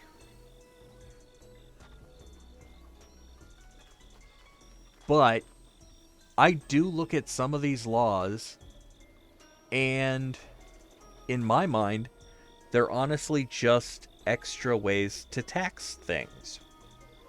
Like the speed limit.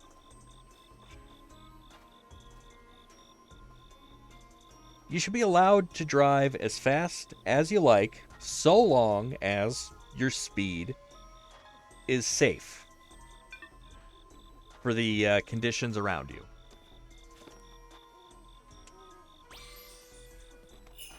Driving through the countryside, middle of nowhere, clear visibility, straight road, and you want to do 90, go ahead and do 90. There's no traffic.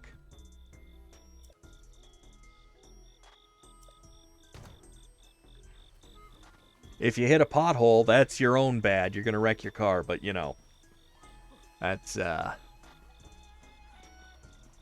that's on you. But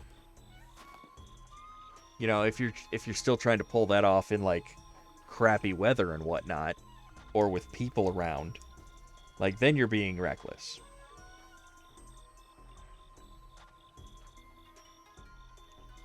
Sometimes there are reasons. Other times it's arbitrary number to just have an excuse to tax people. Particularly here in the United States, we have a practice known as speed trapping.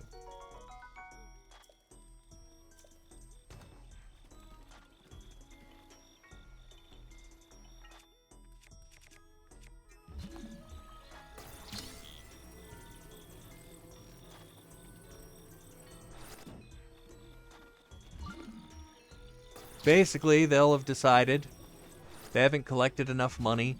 They haven't reached their quota for speeding tickets.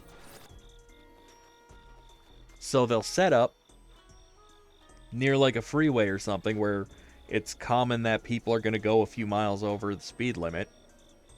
And they'll have half the force sitting there, just pulling people over, one after another until they hit their quota. It's not making things safer.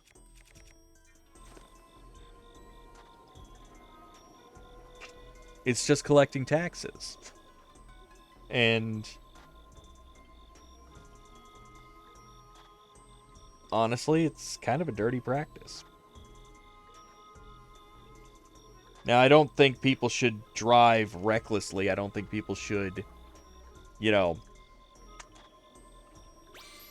if it's, if you got bad weather conditions, a decent amount of traffic, or a school zone, you shouldn't be, you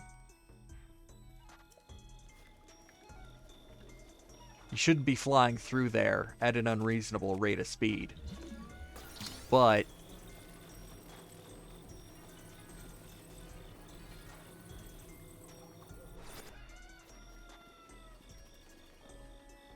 if it's, like I said, countryside, there's nobody around, it's a pretty straight road for a very long ways, and you can see for miles and miles and miles, and there's just really nothing. Why shouldn't you be allowed to go a little faster? As long as you're still traveling safely.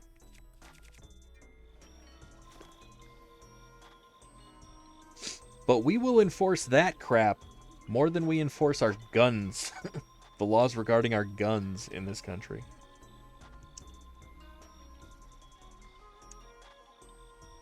Which is ridiculous.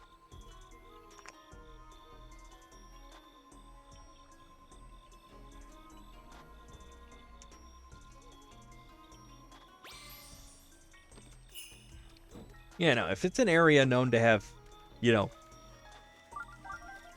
population, if there's going to be kids in the area, like, those are areas where speed limits and stuff I can understand.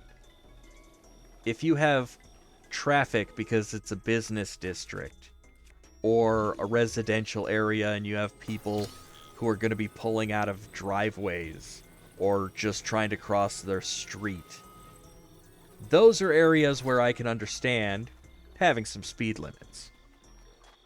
But here in the United States, I don't know how it is in European countries, but I imagine there are some rural areas where there's vast stretches between cities. We get a lot of that, especially in this part of the country. Town I live in right now, it's about an hour drive to any major city. There's going to be a lot of little towns between here and the major cities, but they're so spread out that it's nothing but farmland for just miles and miles and miles. You can drive 20 minutes, 30 minutes, half hour, 45 minutes, and not see another single soul the entire time. And it's not unusual. It's actually fairly common.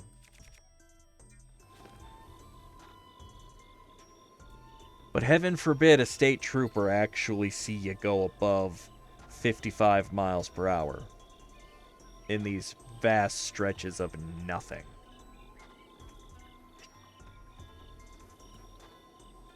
Because they'll pull you over and they'll give you a ticket.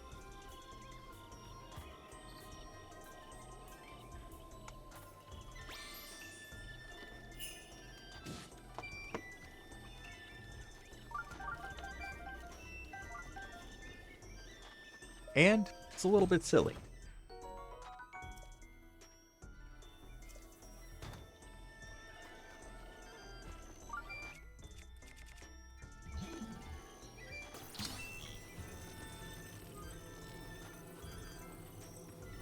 Also, if you think about it, what's the punishment for speeding? It's usually just a fine. If you're caught doing it often enough, they might take away your license. Maybe. But as far as I know, you have to be caught speeding a lot for it to get to that point. Usually it's just a fine.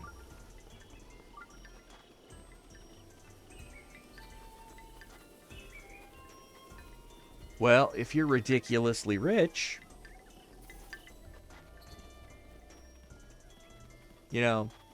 a fine is not really an issue. Big deal. The biggest inconvenience is your time. If you're not so rich, then it's a bigger deal. So who are we really punishing with that? The people that can't really afford it. So, by making it a fine, all you're doing is saying, hey, if you have the money, drive as fast as you want. But, you know.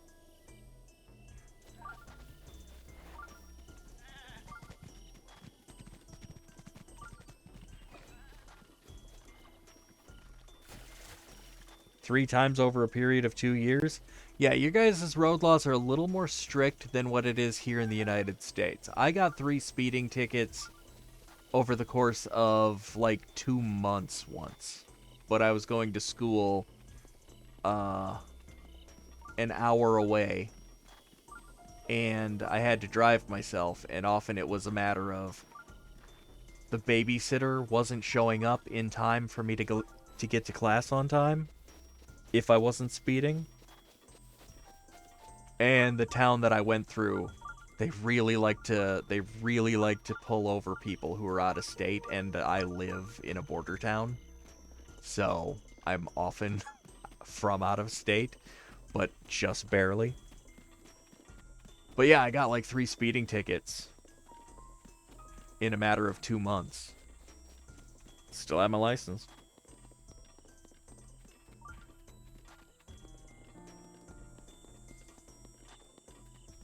Cop liked to make a really big deal of the fact that I was going 5 miles an hour over the speed limit.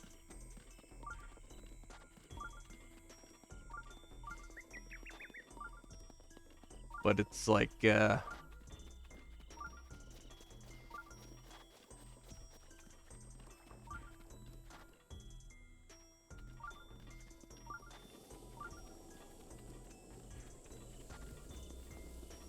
see, making it so that the fine is based on your income is a lot more reasonable. If they really want their law to mean something.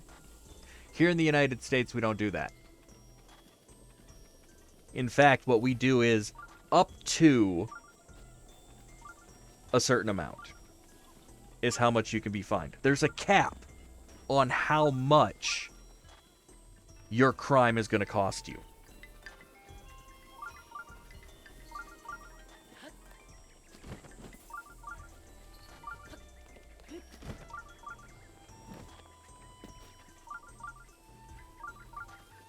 Oh man, you get caught doing 85 on a 60-mile-an-hour road here in the United States. You know what that is? That's like $200. That's it.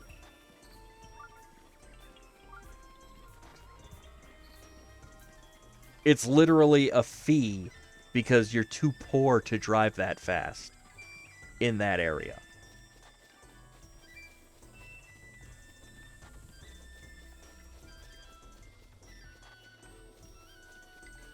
Like, there's no, oh, you could lose your license or any of that. No. No. It's,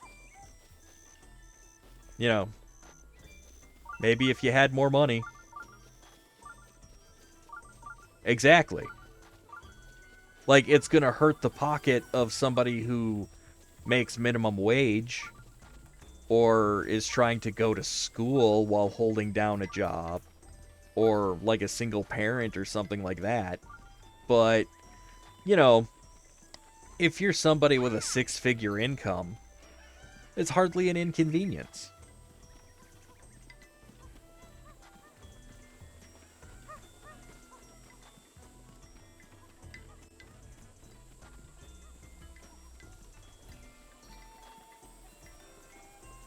And what I find funny are the postings of things like, oh, littering here, you know, comes with an up to $5,000 fine. $5,000 is the most they can charge you for littering in some places. Think about this for a second. Who's that for?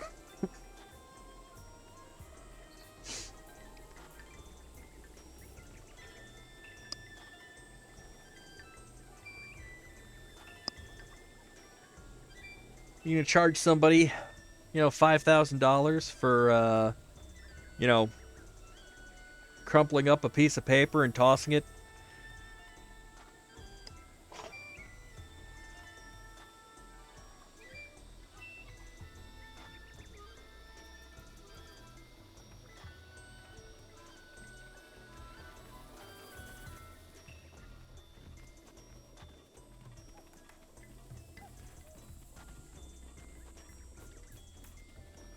Meanwhile, you could have some millionaire just dump an entire dump truck worth of, their trash right there. And they're going to get the same fine. And it's like, seriously? Who's that hurting more? So I think a lot of the stuff like that in this country really needs to have someone take another look at it and evaluate. One, are we considering this appropriately? Or are we just trying to make it so that this is a thing we don't want poor people doing? You know?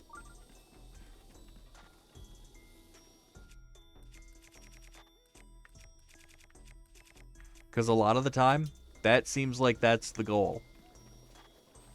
Seems like that's the entire point of it, because the punishment isn't all that much so long as you have enough money.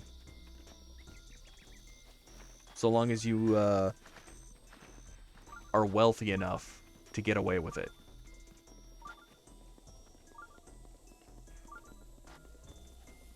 And I feel like that's inappropriate.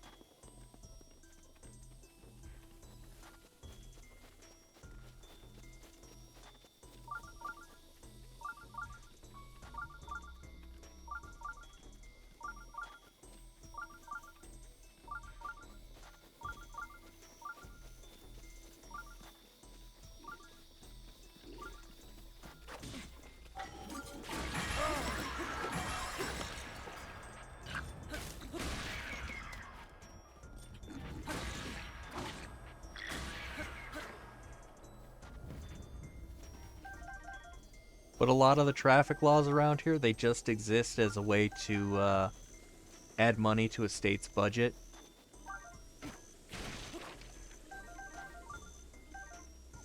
And the only people that they really affect with that are the people with the least.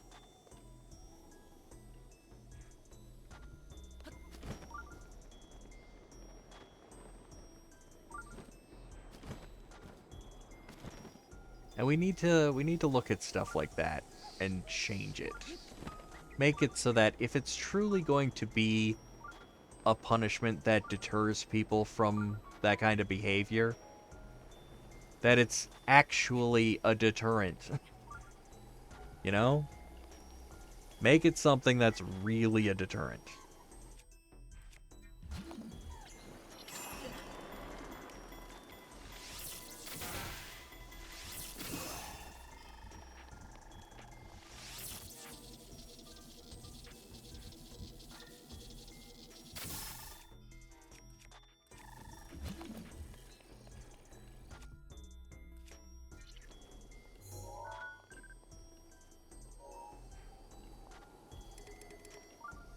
Oh, what can I get rid of here?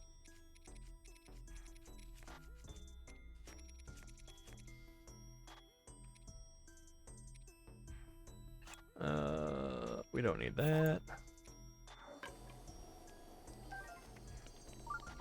But, I mean, it's along the same lines as our law enforcement.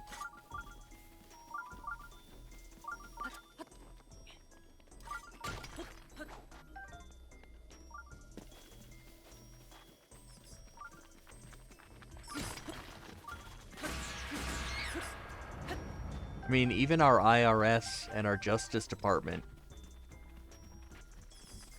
will have a long, hard think about whether or not they're going to prosecute somebody based on how much money they have. if you're rich, the IRS may decide not to audit you. The Internal Revenue Service, the tax collectors, may decide not to audit you because you can afford lawyers. And because it's not in their budget to go into a lengthy legal battle with you, they'll go after poor people instead. Because they know poor people can't afford a lengthy court battle.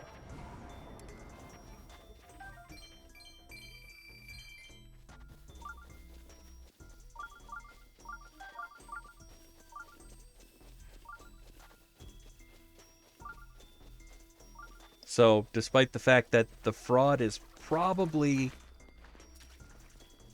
more likely and to a greater extent with the extremely wealthy, the people who often see themselves in court over stuff like that tend to be the ones that just can't afford it.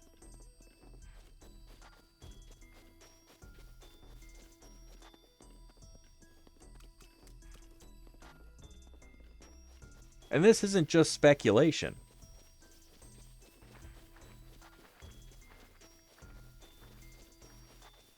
I recently saw a news article that explained how the IRS's budget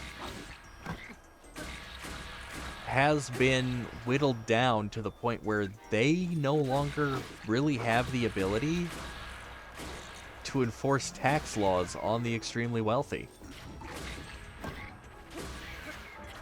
Because it drains their resources too much to be able to enforce it on really much of anyone else. It's crazy.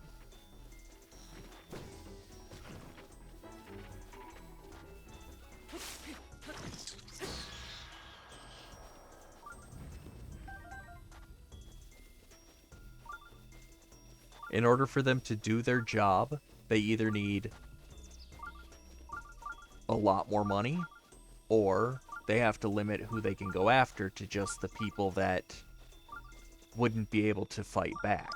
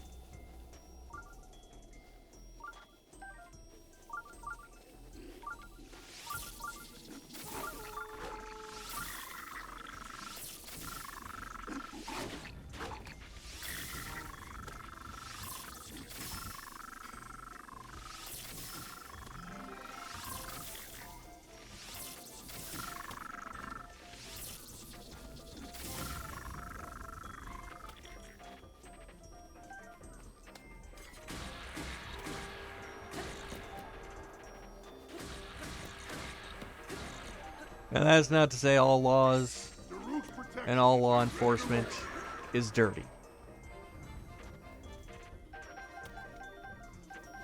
Just saying that if we had an opportunity to redo some of that stuff, I'd welcome the opportunity.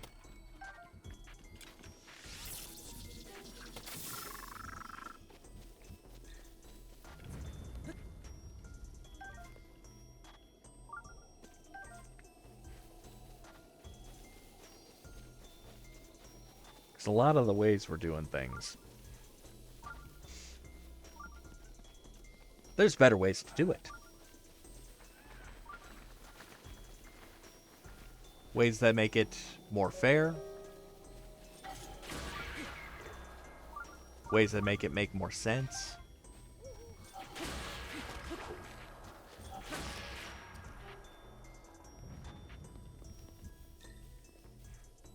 Ways where we wouldn't have a legal system bogged down by, like, just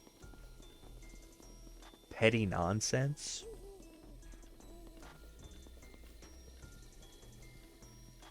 Oh.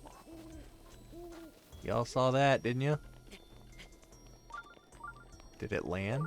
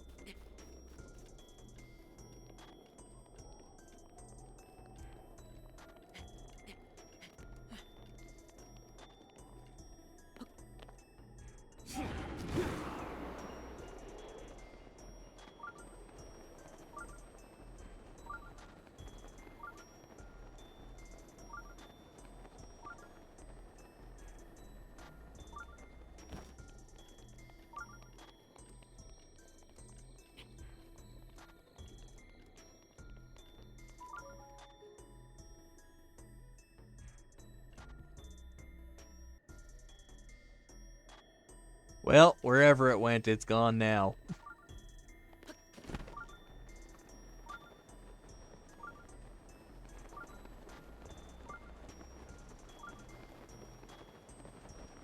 That's unfortunate.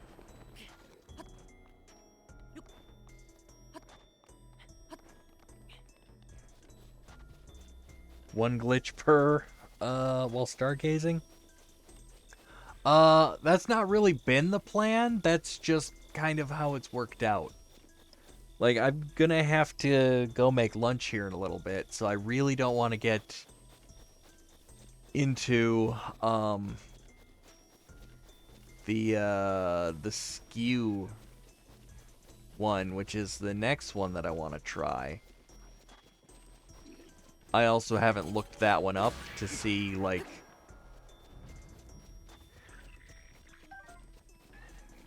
how it works and what the expected result is supposed to be, other than a couple of videos that I saw, like, a while ago.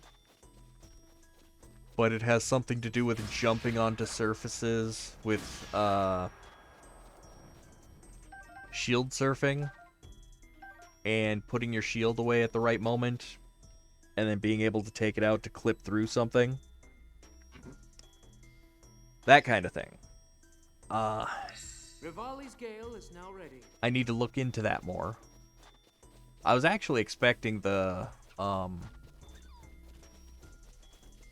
menu overloading glitch that allows us to duplicate stuff to be harder to pull off than it really was. Otherwise, I would have looked at how to duplicate the weapons and the bows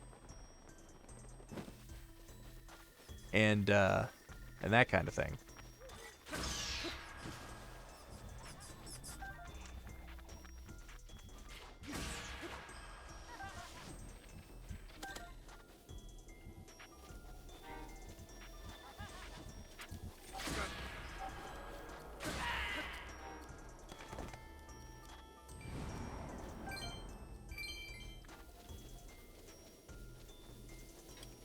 But as much luck as I was having for the launching,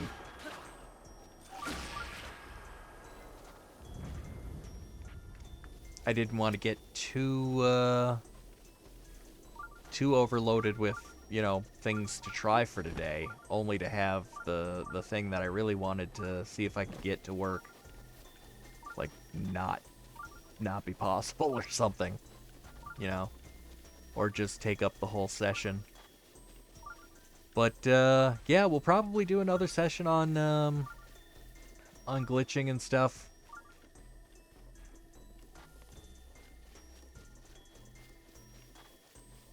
We're probably gonna have a stargazing session And we still have to do an entire session of just master mode. So there'll be that stuff. But thank you guys for joining me. Thanks for hanging out. What do we got coming up the next week? Monday, Metroid Fusion. Tuesday, hopefully, podcast with Zeph. Wednesday, more JavaScript. We're gonna start laying down the groundwork for a browser game. I've got to try to make some sprites this week. Before then, hopefully, I get around to that. They're not gonna be great. My artwork's never that great, but we'll see what we can do. And we're gonna start putting together a game in JavaScript. And let's see. Thursday we have Metroid Prime. We've made some progress on that one. It's been pretty steady going with that. And Friday brings us back to Breath of the Wild, where it'll be more glitches, more testing weird stuff, seeing what we can get away with. Now that we've completed the game, done everything, we're going to see how all the different ways we can break it. Or at least what I'm able to pull off with my limited talent. Yeah. Till then, y'all have a wonderful Easter holiday, and we'll see you next time.